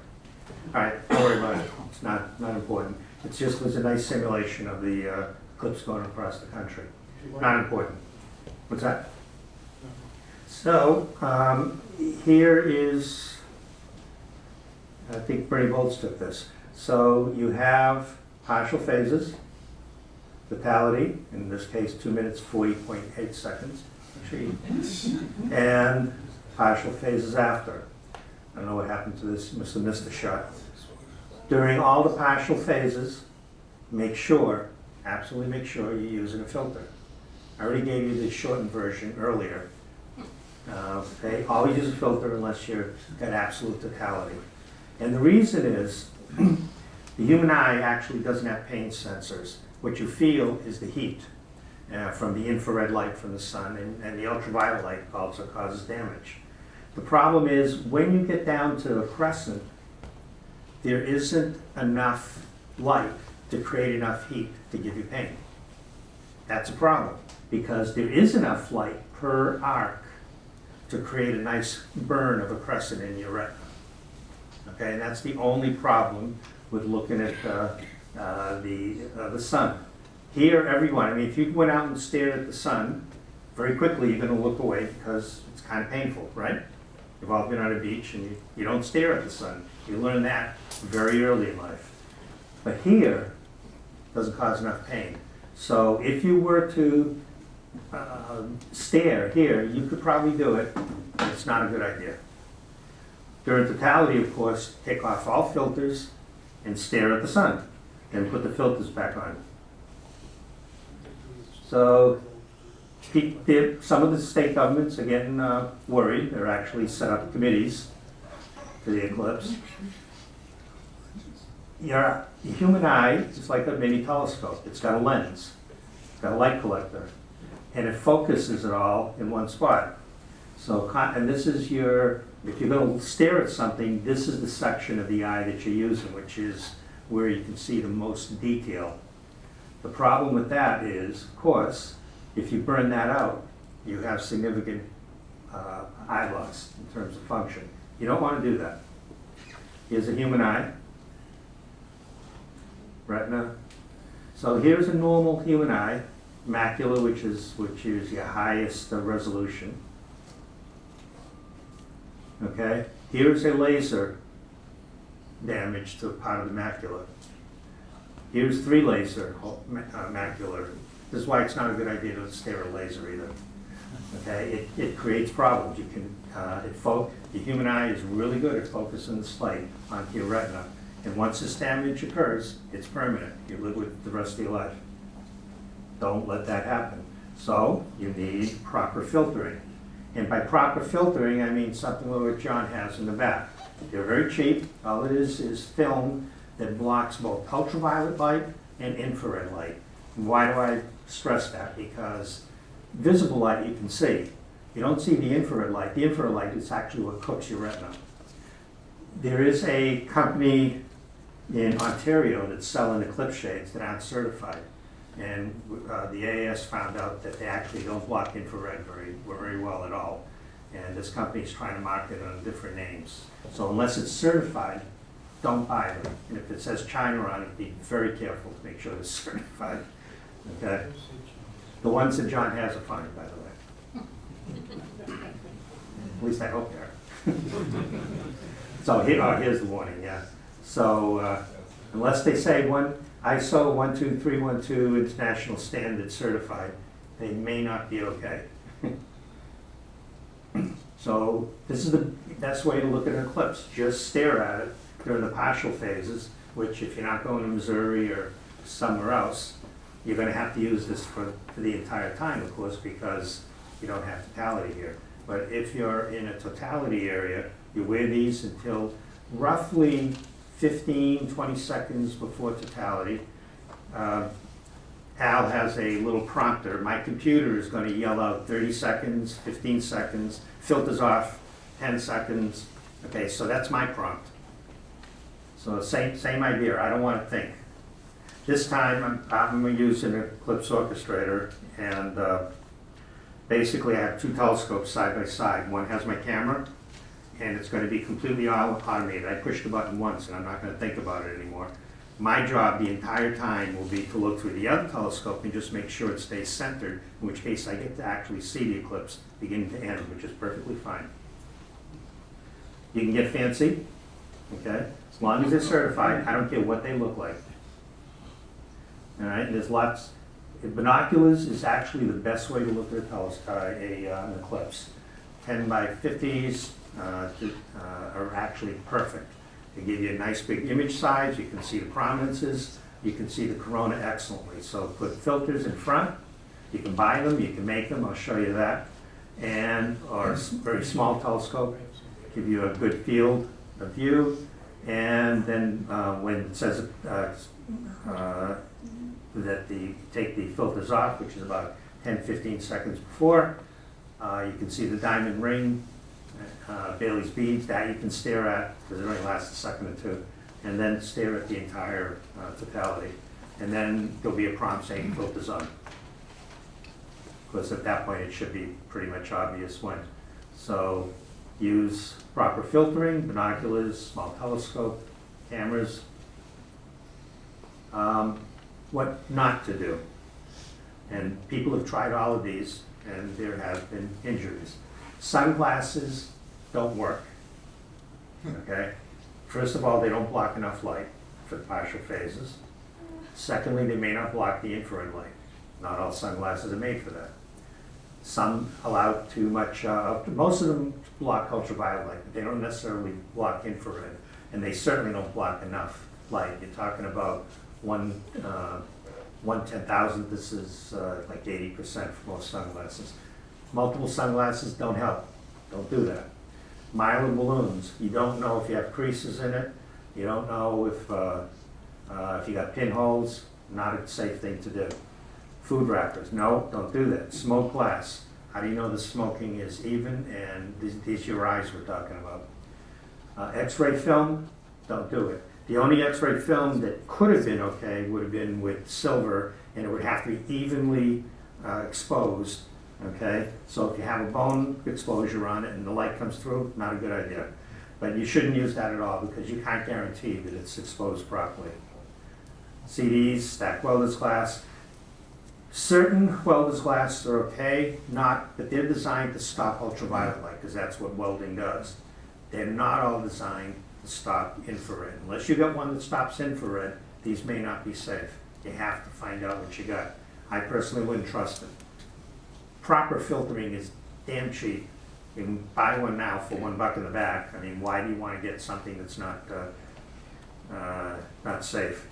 And all these, so IP solar filters, I haven't seen those in a long time, but if you see one, just step on it. And Eclipse glasses and telescopes together. This is my one fear when we hand out these glasses. Some people actually think you can put on these eyeglasses and look through a telescope that has no other filtering on it. That will quickly burn a hole right through the filter and go right into the back of your eye. Not a good idea. This is a proper solar filter. It's a cheap one. It's just proper Mylar filtering. Okay, this came out of focus, that's all right, I made this a new one. I get it in focus. Anyways, make some holes. Attach the filter material on, make some kind of a method of spreading it out and tape it on with tabs. Okay, now here's the front end. Put that on a binocular and you're good to go. All that's important is you make it tight enough so it doesn't quickly fall off by accident, but loose enough so it easily comes off when you want it to. That costs pennies to make.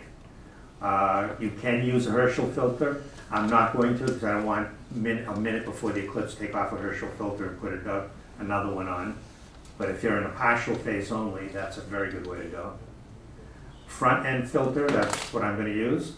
And that will come off easily and go back on easily. A red filter for when I'm using H alpha.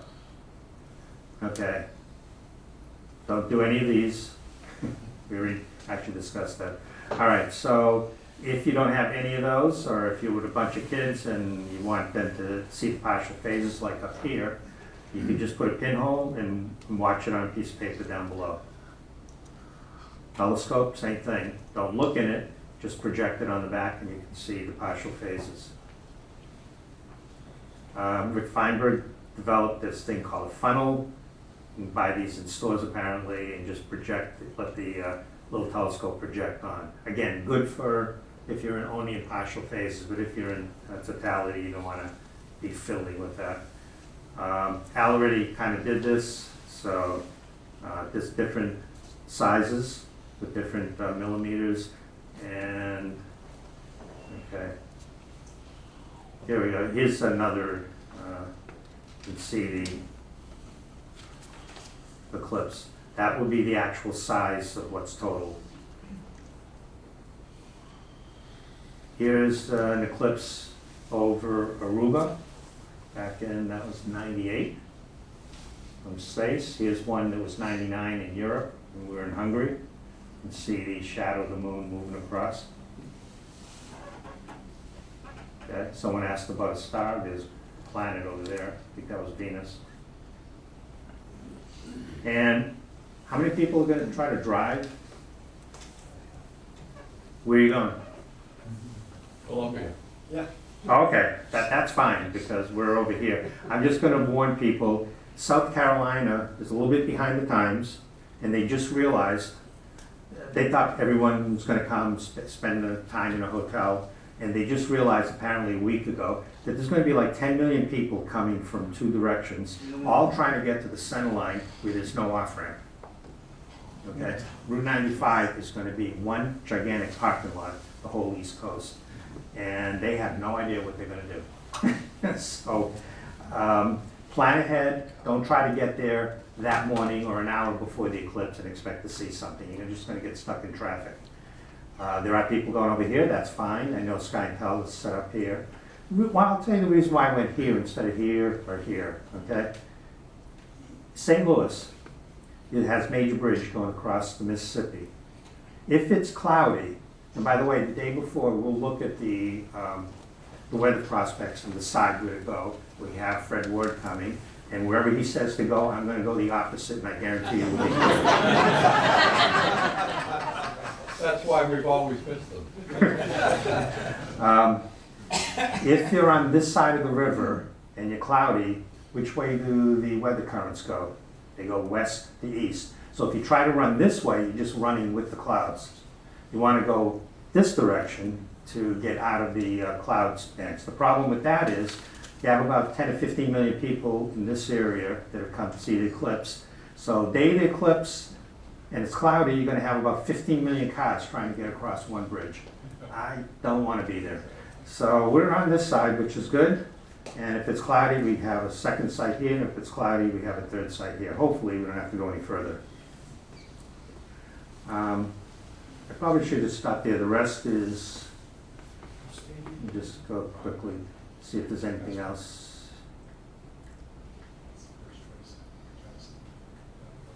Yeah, the rest is more of a general topic. You already heard from Al, far better than Okay, so, oh, at the end you celebrate, of course. So I'll stop there and answer any questions.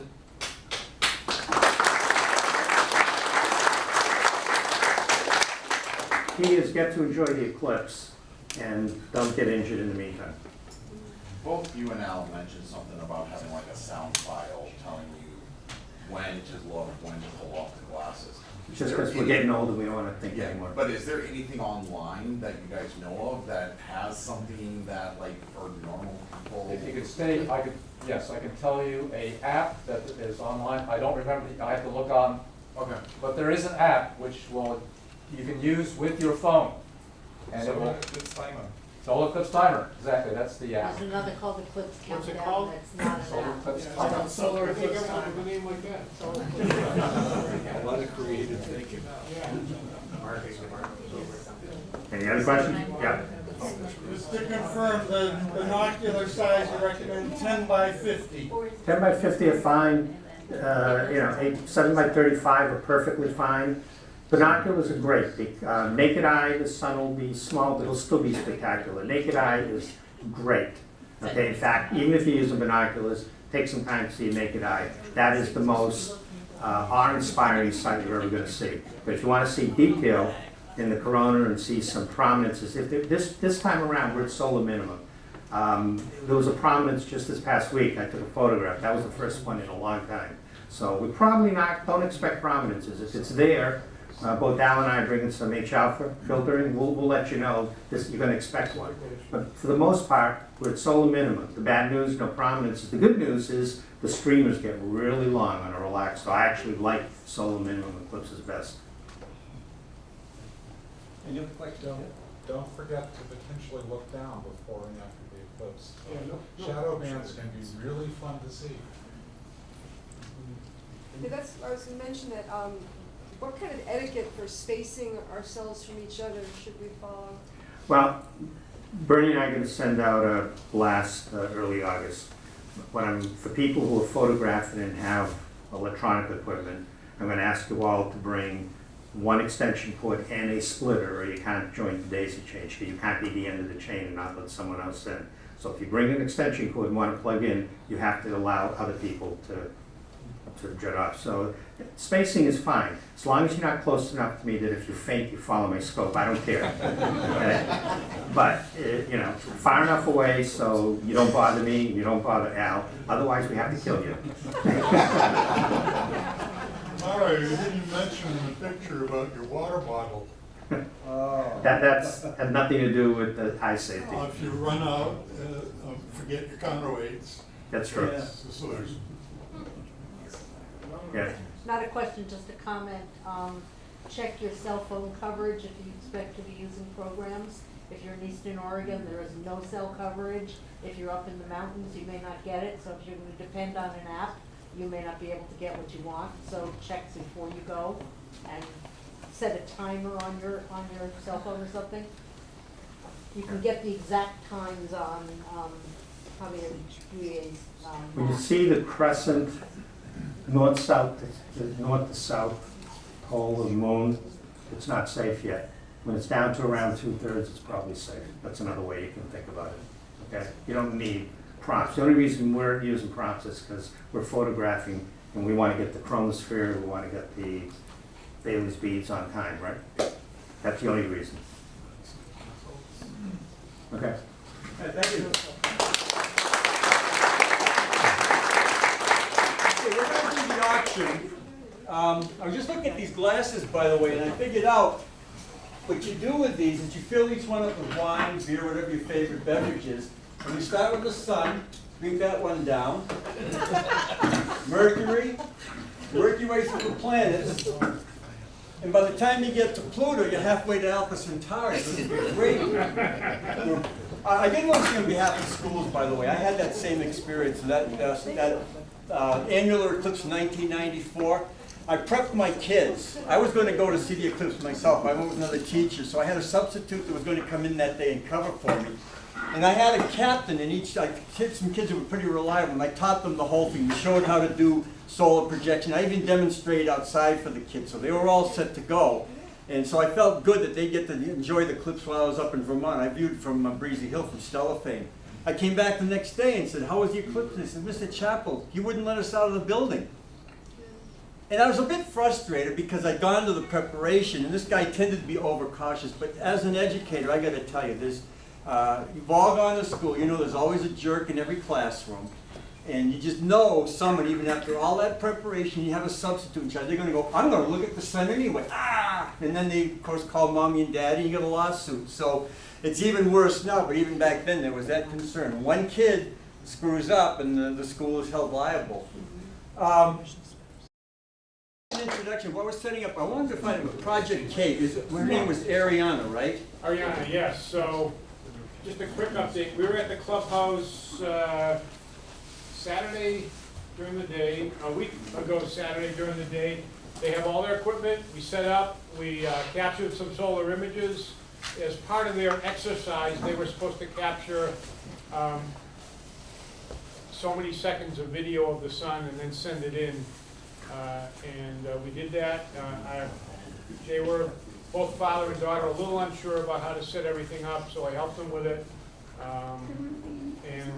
Then had them tear everything down and then set it up again so I could watch. And I think they're fine. They'll be okay. We may do one more practice session before the eclipse. It's amazing. Again, some of us were talking, what were we doing? She's 13 years old. Is she still 12? No, she's, 12. Yeah, and when I was that age, I mean, I was making little volcanoes out of plaster of Paris, and I think Tom was mentioning the same thing, so it's amazing. When I was in the 7th grade, we did have an eclipse here in Massachusetts. It started right on the coast and went inland, and of course we were clouded out. I remember it getting very dark, and that was about the extent of the eclipse. Anyway, at this point, speaking of youth, I'd like to introduce Julie Sage, and Julie is 13 years old, going into the 8th grade. Again, I think I was still throwing spitballs at that age. I was probably that jerk in the class that would have looked at the sun. But Julie's going to talk about something called cubes in space, so we'll turn it over to Julie. Okay. And welcome to ATMoB.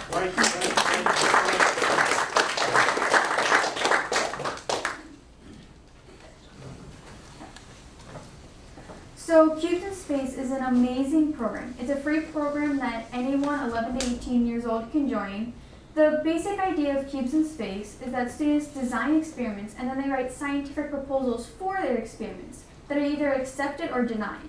And if the proposals are accepted, then the students build their experiments and then send them in time for them to be launched on a sounding rocket or high altitude balloon.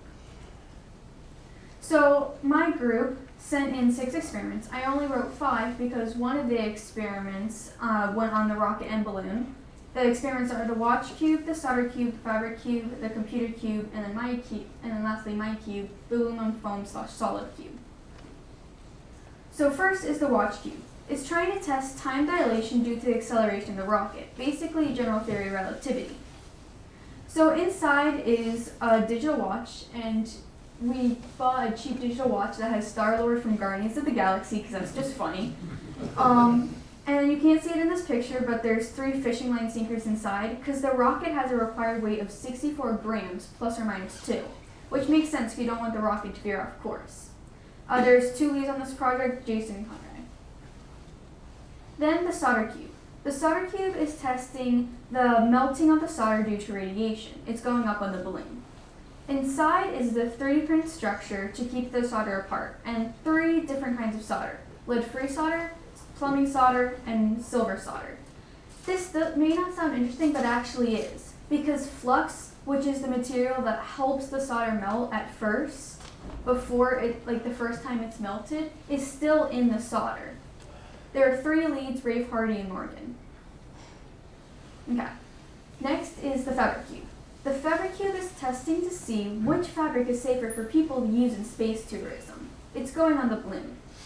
Inside is a tin grid structure to keep the fabrics apart so it's not a jumbled mess inside. And then there's 9 different kinds of common fabric: Kevlar, silk, nylon, spandex, polyester, cotton, linen, rayon, and wool. Jason was also lead on this project, and I was co-lead on this project. Next is the computer cube. This is probably the most complicated cube out of all of them. what it's trying to test is to see if there's an increase or decrease in the data errors due to vibration, g-forces, and radiation. This is why it's going on the rocket and balloon. The rocket has radiation shielding, so you wouldn't get the radiation effect. And the balloon, of course, doesn't have vibration and g-forces. And it's preferable to have them apart because if we had them together, we wouldn't know if one didn't affect or if both did affect by how much.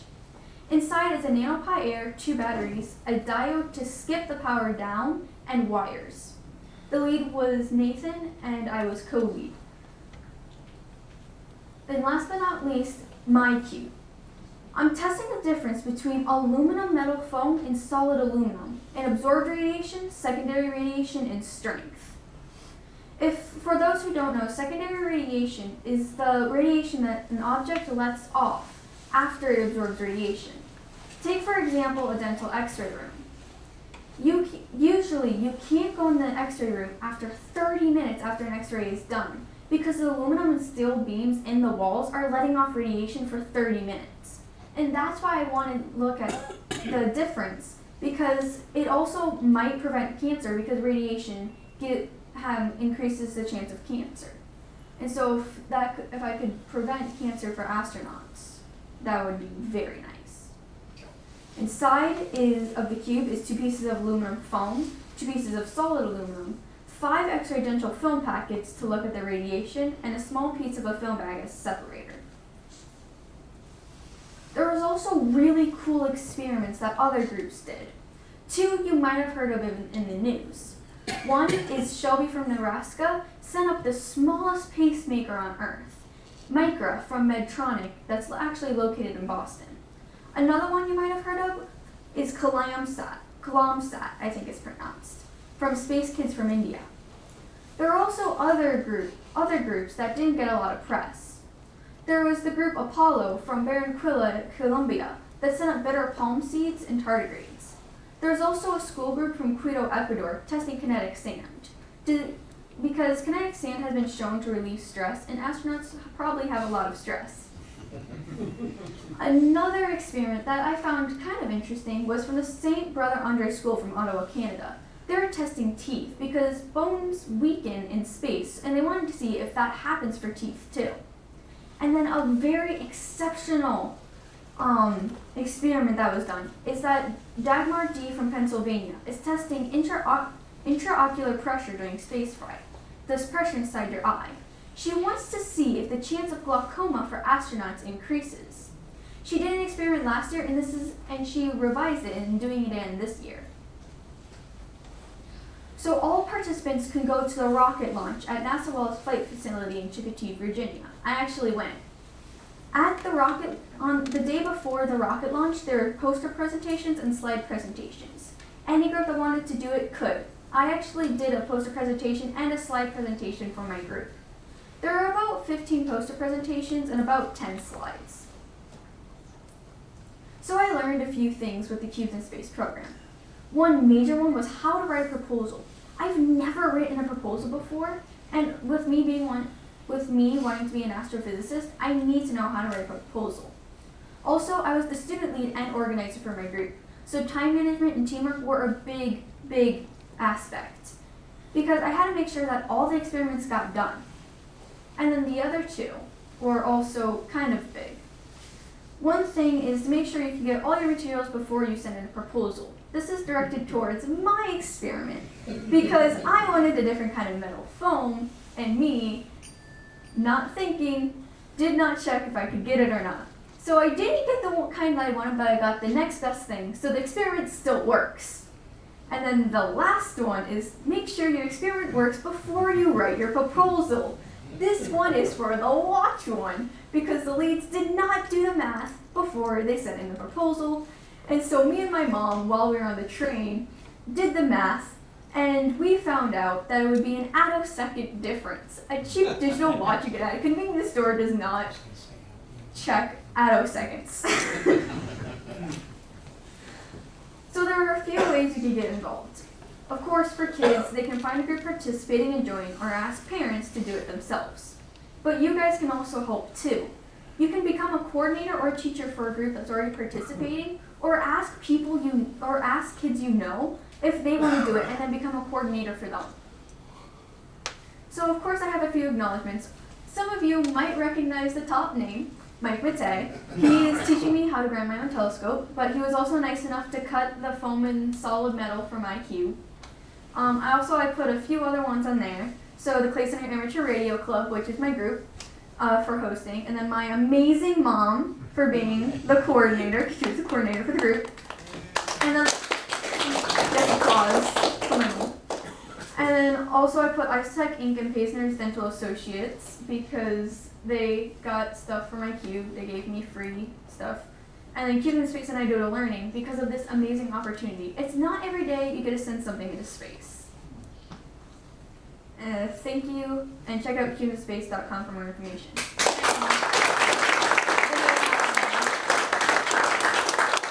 video is not playing, but this was supposed to be a video of the launch because I took a video on my phone. Not playing though.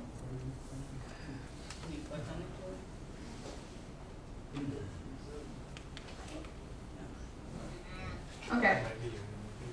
But okay, that's what it's supposed to be for this video of the launch. Yeah. So that dot is the rocket. It does not look like a rocket, but it's cool. Hey, thank you very much.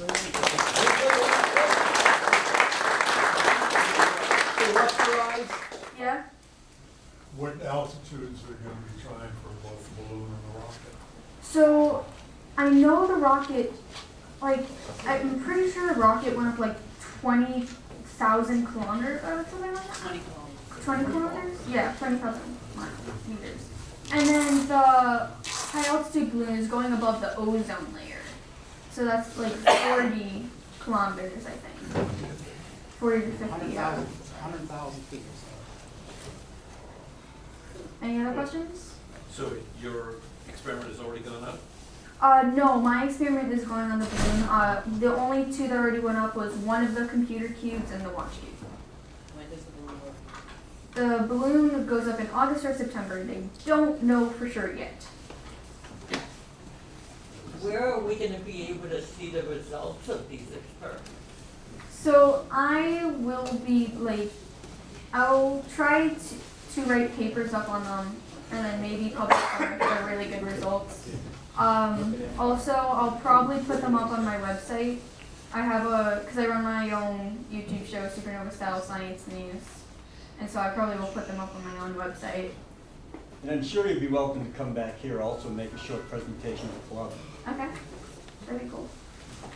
I was just thinking, I do remember an experiment now I did as a 7th grader. This is true. You know those little snap boxes you have that you can snap them shut? You can put things like jewelry and stuff in them. I had one of those in 7th grade. I found an ant crawling across the kitchen sink. I picked up the ant carefully, put it in the box, snapped it shut, and then immersed it in a jar of water to see how long the ant would live. That was my 7th grade experiment. Murderer. Well, you know, they take a long time to die. You know, I'm looking at the antennas and it's kind of going, it was pretty cool. It was for science.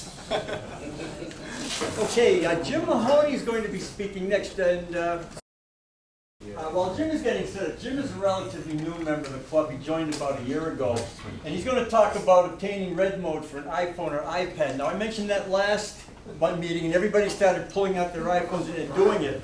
He's going to ask that you just kind of listen to the talk because he has a handout he's going to give, so we don't have to dim the lights and practice this. He'll just give a brief explanation of how to do this. And then we'll pick up, Al's going to finish up the program and we'll talk about that 36-inch scope that he's working on. I think you worked with Dennis, right? Okay. Just look around. I'm trying to see how many people, how many of you were here? Just throw it. In 1980, how many of you were members of this club in 1980? Wow, pretty good number here. All right. Yeah, I remember some of you. You were sitting in that row even back then, heckling the speakers. And there's James, new memory, sits up there with the heckler seat. It's a bad place to be. Okay, Jim, are you ready? Yep. Okay. as discussed, I have a handout here. On one side is the steps for doing it. This happens to show it on an iPad. It's the same for an iPhone. And then this is how you create the shortcut that lets you trigger it on and off very quickly. So.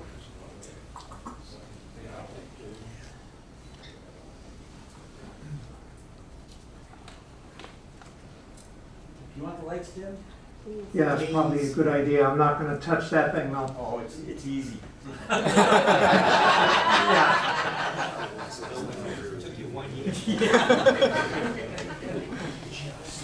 Oops.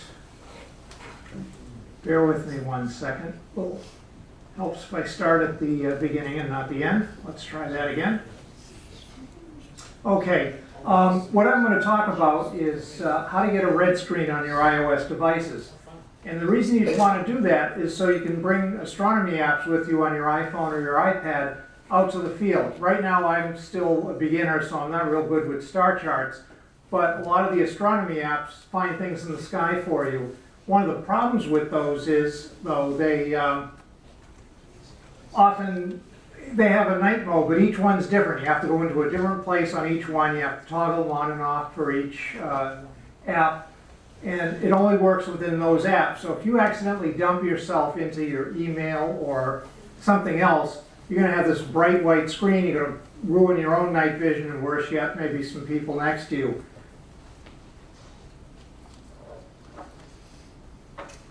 Okay. And a little history on this one. Well, my movie's working anyway. This is actually the clubhouse field. It happened to be the night I got this shortcut, but I am not really responsible for the shortcut or this red mode thing myself. This was Joe Wolf, who's also an ATMoB member. He happened to have the telescope pad next to me. And this was actually that night. I happened to shoot a VR for other reasons. And later on I learned this trick. But I saw Joe keep switching in and out of different apps on his phone. And I figured, well, this can't be an iPhone because there's no app that lets do red mode like this. I figured he was using a red Rubylith tint. So I wanted to ask him about it, and he said, no, it's an iOS 6, sorry, an iPhone 6, and yes, indeed, they snuck something into iOS 10. So to do this, you have to have a phone that will run iOS 10. And he showed me the 9 steps, and then I asked him, well, how do you turn it on and off? And he said, well, I repeat those same 9 steps, and I thought, ooh, that's, a little bit of a deal breaker, because you're going to have to keep turning this on and off. But I really wanted to do it, so the next day I looked into it a little more, and there's a way to assign an accessibility shortcut to some of these things on your iPhone or iPad. So that was my little contribution to it, but thanks to Joe for finding out the main way to do this, and I just found a way to make it a little simpler. So what you get by doing it this way is you have a one-time setup. You set this up once, it's going to work across all your apps. You don't have to go into each of your astronomy apps and turn it on and off. You activate and deactivate it in one place. In fact, let me just show you. This is my iPhone. Let me get the home screen on here. And you triple click, and of course it's not going to work for me because I'm not, there we go. Okay, you triple click and it turns the screen red, and you triple click again and it goes away. Now, there we go.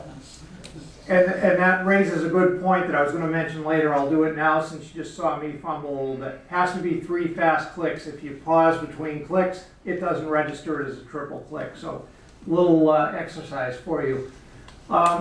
But anyway, you're not involved with putting Rubylith films on your screen because those always make it so your screen is less responsive, at least in my experience. And you have less margin for error. If you accidentally dump yourself out of your astronomy app, you're not going to blind your neighbors because the whole phone's on red mode. All right, so to do this, you need an iPad or an iPhone. You need to be running iOS 10. So if your device isn't running iOS 10, don't bother trying to find these steps at home because you're not going to find them. And it's about a 5-minute setup time, 10 if you have to go a little slow. But so first thing you want to do is go to the Settings app. That's the guy here that looks like the gear. I happen to put it on my dock, and I don't know why that went into the next slide, but it's the icon that looks like a gear. It's either going to be on your main home screen or on your dock. I put it on the dock, but that's what it looks like there on the home screen. So once you're in the settings screen, you go to General, and then when the General screen comes up, you're going to want to select Accessibility. And one thing I'll mention, if you have an iPhone SE or a small screened iPhone, you may have to scroll to get some of these. You may not see it when you first bring up a particular screen, but trust me, they're there. If you don't see it, just scroll down a little bit. So under Accessibility, what you're looking for now is something called Display Accommodations. So it's right in the middle there, and you click on Display Accommodations. And I am going fast here, but like I said, I have the handout so you can follow this later. You're looking for color filters. It's the middle item in your display accommodations. You tap on that, and you've now arrived. You'll see some colored pencils there, and you want to turn on the colored filter switch. And when you do that, a list of filters is going to appear below it. Okay, so the next step is you're going to actually go down and pick your filter. But at this point, your screen may actually turn to a light red. When I did this the first time, I got like this little light red screen. Don't worry about that. When you're all done, it'll be the dark red like you saw. And one thing I will mention, from this point forward, most of the screen captures don't show the red.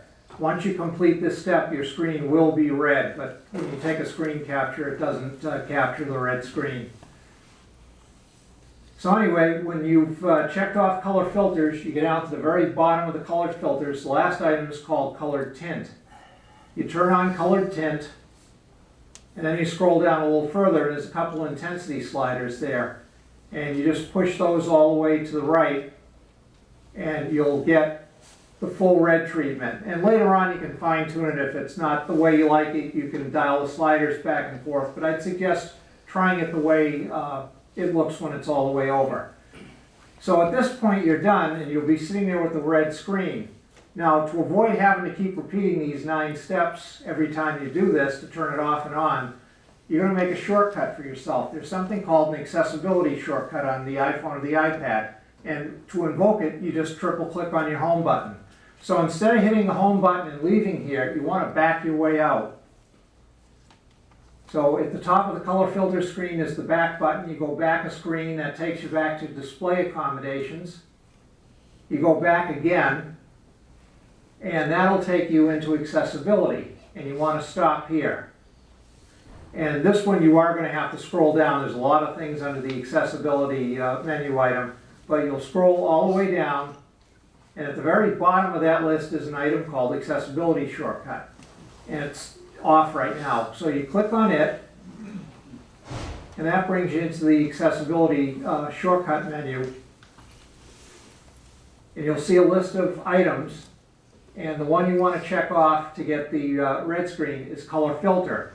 And I'm going to mention something about the one above, and it's not just for astronomy. It actually has some uses in general day-to-day life. But for now, let's just talk about what happens when you check the color filters off. At this point, your work is done. So now when you click the home button on your phone, it's going to turn red like that. And all your apps are going to be red like that. Now, you can actually have more than one accessibility shortcut. So in my case, I have checked off the invert color ones there, and I'll talk about that in a second. But if some of you already have some sort of accessibility shortcut in there, you just add colored filters to it. You can have 2, 3, 4, whatever you need. And the way that one works is if you have multiple ones, when you triple tap your home button, you'll just get a pop-up menu, and then you click whichever one you want to use. Or if you made a mistake, cancel it. But so you can have multiples. All right, you just pick the one you want, and then you'll get the red screen in this case. And it works the exact same way on the iPad. The only difference is going to be the iPad has a bigger user interface, so you'll have a little more screen real estate. But other than that, you set it the exact same way. And these are the screen caps that I have on the handout that will be out back. So once again, you go into your settings. You'll notice General is checked off on the left. You click on the accessibility screen. When you're in accessibility, you pick display accommodations, just like we did on the phone. Under the display accommodations, you pick colored filters. You get the screen with colored pencils again. Check off colored filters. Check off colored tint, and then push those sliders all the way up. So here's a little bonus tip. Inverted screen on the iOS devices. And this is something you can use for astronomy, particularly solar astronomy, but also just general, if you're at the beach and it's a bright day, it helps you read things on your iOS device. And the first time you do it, it's scary. It's funny, I was talking to someone before the meeting and they mentioned, oh yeah, I tried that, and it's, you know, kind of frightening, looks really weird, so I never used it. Well, there's a good reason to use it, and that's reading a book or a PDF on a bright, sunny day. I used to laugh when I'd see those commercials for another cell phone where they'd, you know, or it was the Kindle, I think, where a lady on a beach was saying, well, I can read my Kindle in the bright sun. Well, actually, you can read an iOS device also by doing this. So what you do on that is, in addition to when you're setting your shortcut, checking off the color filters, you do invert colors, or if you're not interested in the color filters, you can just go in and assign a shortcut only to the invert colors. And the way this works, and oh, I should mention, it invokes the same way. You triple click, and in this case, you pick invert colors. And, you know, it is scary looking, but bear with me a second. So the primary use for this feature is when it's really, really bright out, you can make things readable. You can read your iBooks, for example. One of the things I did in iBooks is I assigned categories to all my astronomy apps. I have an astronomy manuals category, and I've got several other categories, and I have a lot of different help files on my iPad. So I have all the instruction manuals there. At night it's not a problem reading it, but during the day it can be hard to read some of these things. And for example, if you triple click and invert your screen, you're able to read the manual. In this case it was my solar finder. I couldn't remember how to adjust it, but I was easily able to pull this up, and believe me, on a bright sunny day you can certainly read that very easily. And one other thing I'll mention is try and avoid exposing your iPad or your iPhone to direct sunlight like that. Just because you can read doesn't mean you in the bright light, you know, might want to get in for some shade if it's going to be too long. And just don't ask me how I know this. And it wasn't permanent damage, but you know, it renders it useless for a while. You get a warning and you can't use it for a while until it cools down. So you don't want to melt your iPhone or your iPad. But this really does work great on a sunny day. All right, yeah, so if you guys are at the Eclipse, you'd be able to read your manuals. So that's my talk. I hope there's not too many questions, and if there are, I'll have the handout out back. And the only reason I'm saying that is we're running late for times, and I hope I made it reasonably self-explanatory.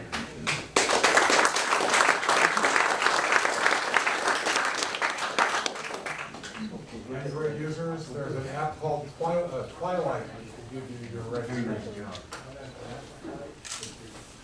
By the way, if you've never been to Stellafate, this to me is very reminiscent of Friday night talks. The talks run about 10-15 minutes each, and there's a variety of different topics. So it's a little bit of a preview for Stellafate. Al Sliski's going to finish things off. And is there anybody here? Is Tom here tonight? We don't have our vice president, so I'm going to be closing the meeting. I'm also doing the refreshments, so I can't be two places at once. So I would, somebody offered to help me get the refreshments out. That's good. So if somebody could go, we'll just get that set up very quickly, and I'll come back and close the meeting. Yeah, if anybody, maybe one or two people. Al's going to talk about the 36-inch scope, and I'll let you take over. And Dennis, I imagine, is involved too. Absolutely. Okay.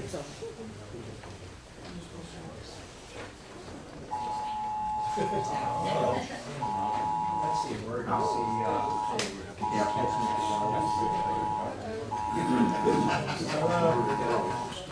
Mario, help me with the mic. Mario. That's it, right?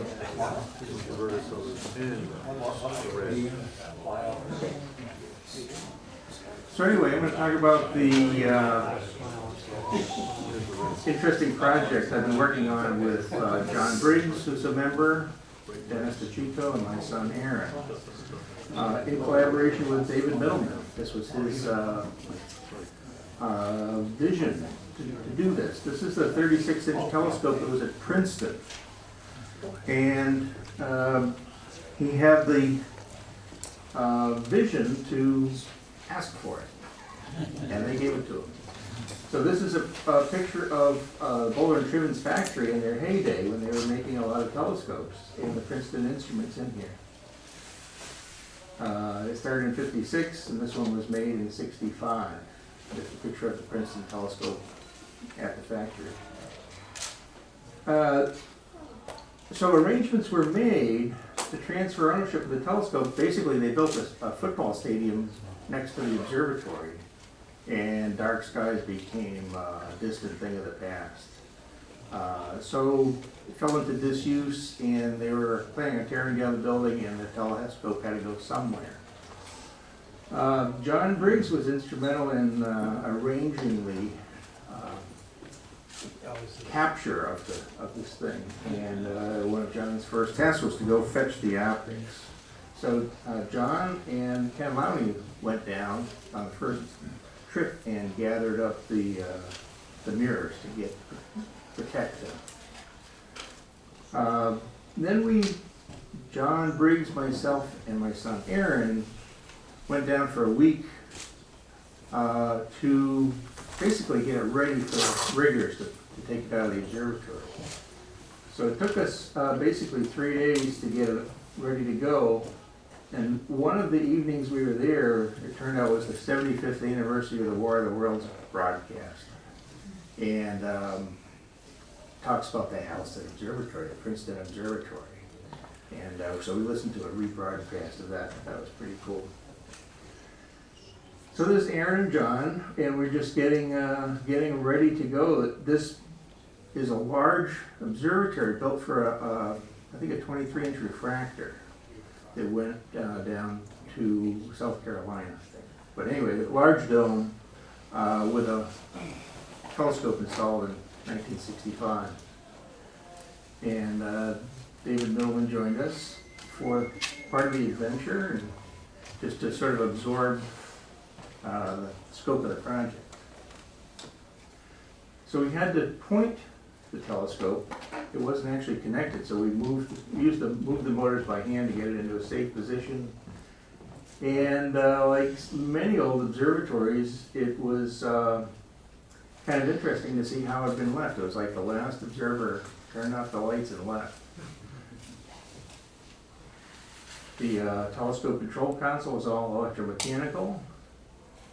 And this is the machine works in the basement under the elevating floor to raise and lower the floor and also rotate the dome. And this is the CPU. And at least some of us, many of us are old enough to recognize it. Pre-Intel. So one of the interesting challenges was we had to disengage this large worm gear, 5-foot diameter worm gear, so that it wouldn't get stressed during the move. And we learned from another group that had moved a similar telescope that didn't take this step. And they actually sheared off all the bolts that held the worm gear on when they tried to pick it up with the crane. But the challenge was that canvas covers the hole over the 14-foot fall down into the basement, and all we had to work with was this plank. So we had to sort of walk around that and do our best not to fall in the hole. John's a very small man. So the wiring, the guys that built this thing really were masters of their craft. And that's about as neat as wiring job as I've ever seen. And the mechanical construction was similarly outstanding. The pointers on the control console are driven by Selson motors. They're all gear driven on the right ascension axis. They also had a sidereal clock that ran in here. So it turned out there were 11 motors altogether for one axis of the telescope. You know, the slew, set, guide, sidereal rate. It was a sidereal clock motor, 5 Celsons to drive the pointers, and another motor to set the clock. And a transmission to engage and disengage the... Oh yeah, they're all electromagnetic clutches all over. So you can, my son's 6'3" or so, John's probably 6'4", gives you a nice idea how big this thing is. There's actually stairs on it. So we gave Aaron the job of giving it a little bath because it had been collecting dust for 20 years. And it looked much, much better after that.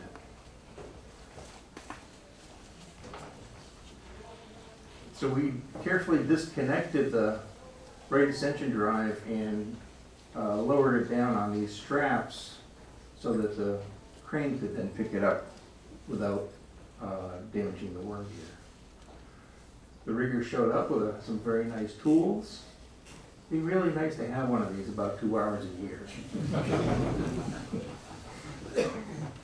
So they were excellent at what they were doing. They started taking the big pieces out. That's the motor system they hauled out. And that's the big piece. I'm sort of skipping over 3 days of work. But that's 11,000 pound axis. And finally the base, and then all the other things related to the telescope that weren't nailed down also left. So then the issue became, okay, now what do you do with it? So we started, John and Dave went out looking for a suitable site for an observatory. And this is us wandering around on the fields in New Mexico, adjacent to New Mexico skies. Microphone died. Okay, I think the battery must have gone out. That's right, we got a second. 2 minutes and 42 seconds.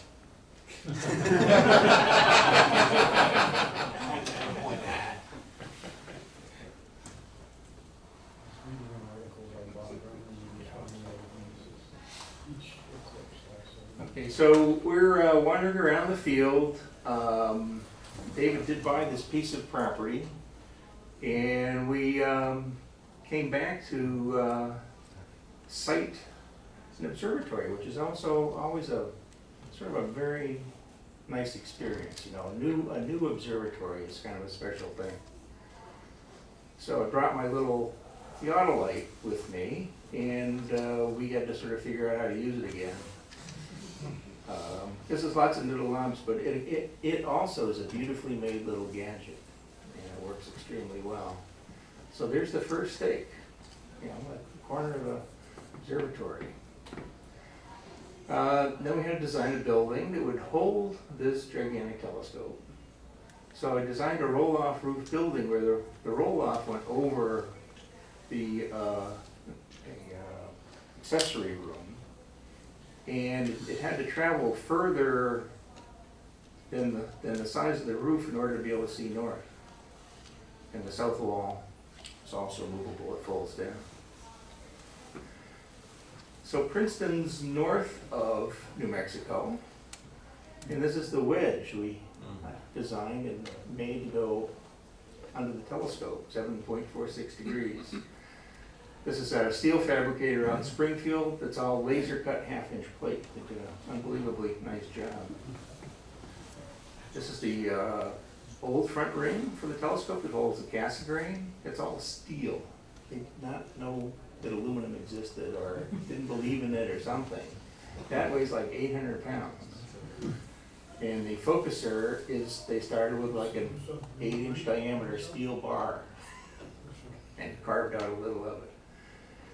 So that's like an F8 Cassegrain, and people today really want sort of a wider field, faster system.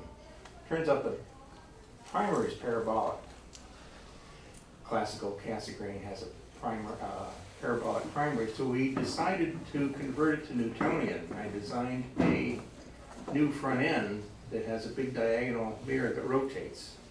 So we can have 4 ports, we can have 4 different instruments attached to it and select between them. This is the SolidWorks file rendering showing, and I added tip tilt capability by putting flexures built into the support. And this is what it looks like after it's made.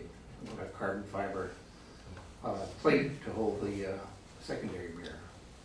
So we started bolting everything together. Dennis came over and we very carefully leveled everything up. Got everything to run true. That's the mirror holder, all mounted. New set of electronics. And a little home switch for the mirror rotator. That's the mirror. This flat, 10 by 15 inch flat, I found on eBay for $2,000. And Dennis got a quote from a company in Worcester for a proper elliptical flat. It was only $75,000. They really didn't want to do it. So that's us installing the mirror for testing. That's the How flat is it? 20th wave. Really? Yep, ULE glass. And Tony Pereira at Spectrum Thin Films coated it for us. So that's, we got it all set up with the control software and That's a flat. testing it out. And we have a flat on the surface plate. It turns out the flat is quite parallel. So we were able to check collimation.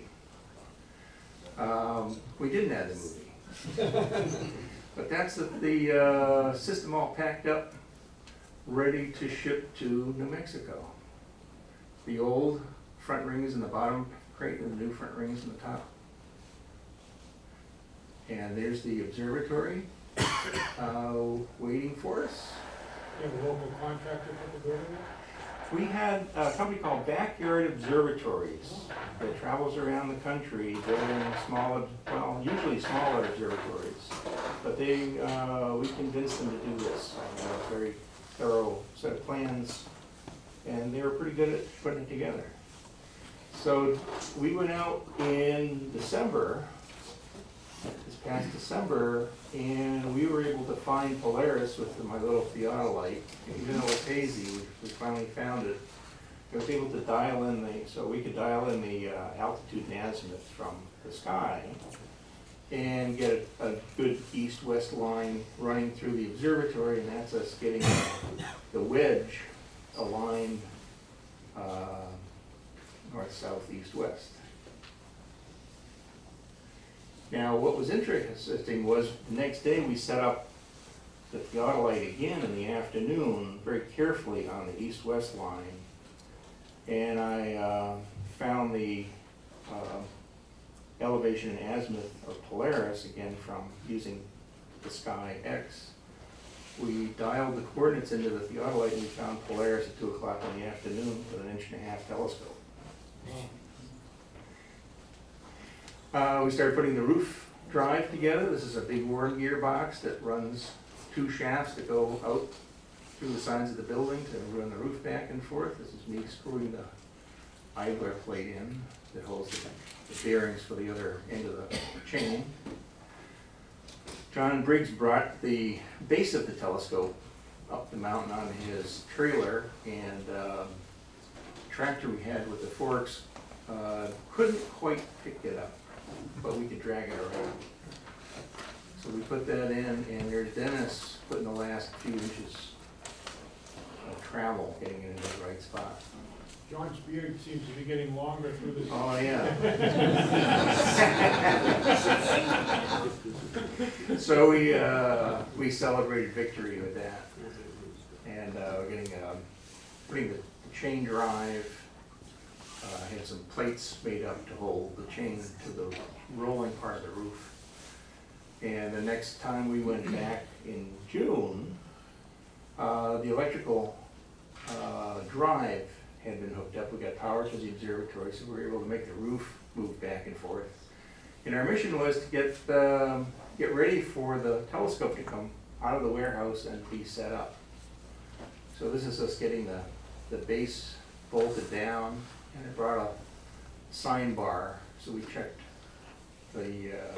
got the elevation just right. We made some benches, because there's never enough horizontal space. And Aaron's putting up the support rollers for the midpoint on the chain. They look like that. This is the motor drive with a limit switch setup. It's a multi-turn limit switch. It's an interesting gadget. So you can have the limit switches indoors instead of out in the ice and snow. That's my favorite picture. That's John Briggs. My son Aaron went with him down the mountain to help the riggers get the He sent him an email about that. telescope. Bigfoot. So they got the telescope rigged out of the warehouse onto a giant flatbed, and there's a whole lot of telescope. And that's still missing a few of the big pieces that we already put in. So that's the mirror in its crate that we unloaded, the right ascension drive, and there's the bolt master, John. So John made excellent notes when we were taking this thing apart and kept track of every single bolt where they went, so that it was much nicer putting it back together, not trying to figure out while the telescope's hanging from the crane what bolt goes where. So this is the main axis again, 11,000 pounds, and we had to get the angle just right to be able to put it on the base. And we carefully cleaned and oiled all the mating surfaces as before they went back together. That's the base on. There's John handing off the combinations of bolts and nuts. That's the counterweight support. And then the counterweight itself. So we stored all the other equipment in the next building. And again, cleaning stuff the next morning, getting ready for the last few pieces. So that's the center part of the tube. The front of the tube's going on. And that's us hoisting the mirror cell up into place. We didn't put the mirror in it yet, but that mirror cell weighs about 1,100 pounds. This is the new front end with the rotating diagonal, getting ready to put that in. So that's everybody putting the 12 bolts in, and everything fit. The telescope. Right, so this telescope weighs about 19,000 pounds altogether. They were not bashful about using steel. So that's the riggers posing for a picture that Dennis is taking. And then this is us, the telescope crew. We found the mirror in good shape. That's ready to go back together. And the top of the telescope, there's actually a big piece of 1/2-inch plate on the declination drive that sticks up, and that cleared the roof by 4 inches. Right where I put it. Alan, how'd you get the mirror in after? We didn't yet. Yeah, so I'm buying a little forklift that'll go 10 feet tall. When the telescope is pointed up, the back of the mirror cell is 10 feet off the ground. So we have to lower that down, put the mirror in the cell, and then lift it back up. That's the right ascension drive that we're going to now put a new motor on. So we did a little measuring, little sketching. Here's the motor. So this motor is what's called a frameless motor. It comes in its 2 parts. It's a stator, which is the windings, and then you can't really see it very well. There's a rotor, which is just a iron ring with magnets stuck to it. And the magnets you attach to the rotating part, and the stator you bolt down to the plate. So there's no separate bearings, there's no couplings and all that. Makes for a very nice rigid mount. So here's a CAD design based on the sketch with the encoder stuck on the end. And here's me making some of the parts. They look kind of like this. And Dennis made the other half of the parts. And now they've all been anodized and they're ready to go. There's his pile of chips. And so this is all, instigated by and continuing to be supported by David Middleman and his family. And it's been a wonderful journey. It's been a real privilege to do this. And I get to work with such nice people. I consider myself very fortunate when we get out there and work on this thing. I'm working with a bunch of great people, and we all, now we're the old guys. So, we get to use the little theodolites and things like that. But that's Dave when we were looking at the telescope in the warehouse. That's him in my basement, working at some antique gadgets. And that's another observatory that we put together for him. It's on the roof of his house in Dover. And he was a really happy guy. Nothing like a new telescope. Yeah, 2 or 3. That's it. Thank you.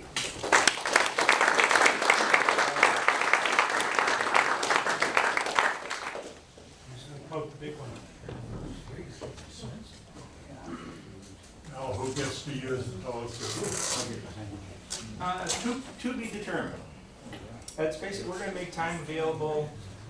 I think the plan is to make time available to the nonprofits and obviously some of the collaborators, and we'll have to figure that out. Is it gonna be all remote? It's all remote operated. So we can have a nice big imaging camera, a spectrometer, video camera, and an eyepiece on the telescope all at once and select between them from here. How are you gonna cope with the main mirror? The main mirror, the plan right now is to put the mirror back in and make sure the focus is in the right place. And get everything all checked out, and then once the rest of the telescope is really ready to rock and roll, we'll get the mirror rechosen. Where? It could be at Tony's in Long Island, yeah. Well, John drives back and forth with his truck often, so. He's insane. He is. And we love him for it. So any other questions? You guys are welcome to talk to me or Dennis or my son Aaron. And Well, I'm just curious, how much you guys got invested in this project? I don't know. Probably I just don't not know. enough. That's probably a good thing. Yeah. Tony just got married, by the way. So if you get, if you take these things too seriously, it's trouble. But we're having a lot of fun, and we're having a lot of fun working together on this truly great machine. Thank you. Thank you. I'd like to thank all the ATMoB members who stepped forward to give a talk tonight. Tony, you said you had a quick announcement to make before we... Dan. I'm Dan, I'm sorry. That's all right. Yeah, many years ago I bought a PST, ran into problems like everybody does with oxidation, sent it back to me, brought it back, and let it sit over winter, opened up like the sun, it was all foggy, okay? So I ran down the path of alchemy and all the black magic of what's going on internally in this thing to figure out what went wrong. And as I'm trying to find pieces and parts, I ended up finding out that it was the final blocking filter that fog. But in the meantime, I bought an IRT or an IRF. It's the one that sits between the Edelon and the eyepiece holder. It's about an inch diameter. So the thing is, I bought it. I don't need it because I sold the PSP. So if anybody needs it, talk to me after the meeting. I only want to pay for $100. Basically the one you can't get from anybody else. I bought it from a reputable amateur that everybody knows, but I won't say what his name is publicly. Because you start messing with this, you gotta really know what you're doing. You can't just go digging around and you need a spanner wrench to unscrew it. There's RTV there, you're gonna have to pull the RTV out and then have to put that filter back in place. So if anybody's interested in that filter, I am. Okay. Thank you. Again, I ask you all to have a very safe summer, have a good time at Stellafane if you're going, clear skies for the Eclipse, and we'll see you in September. The meeting is now adjourned.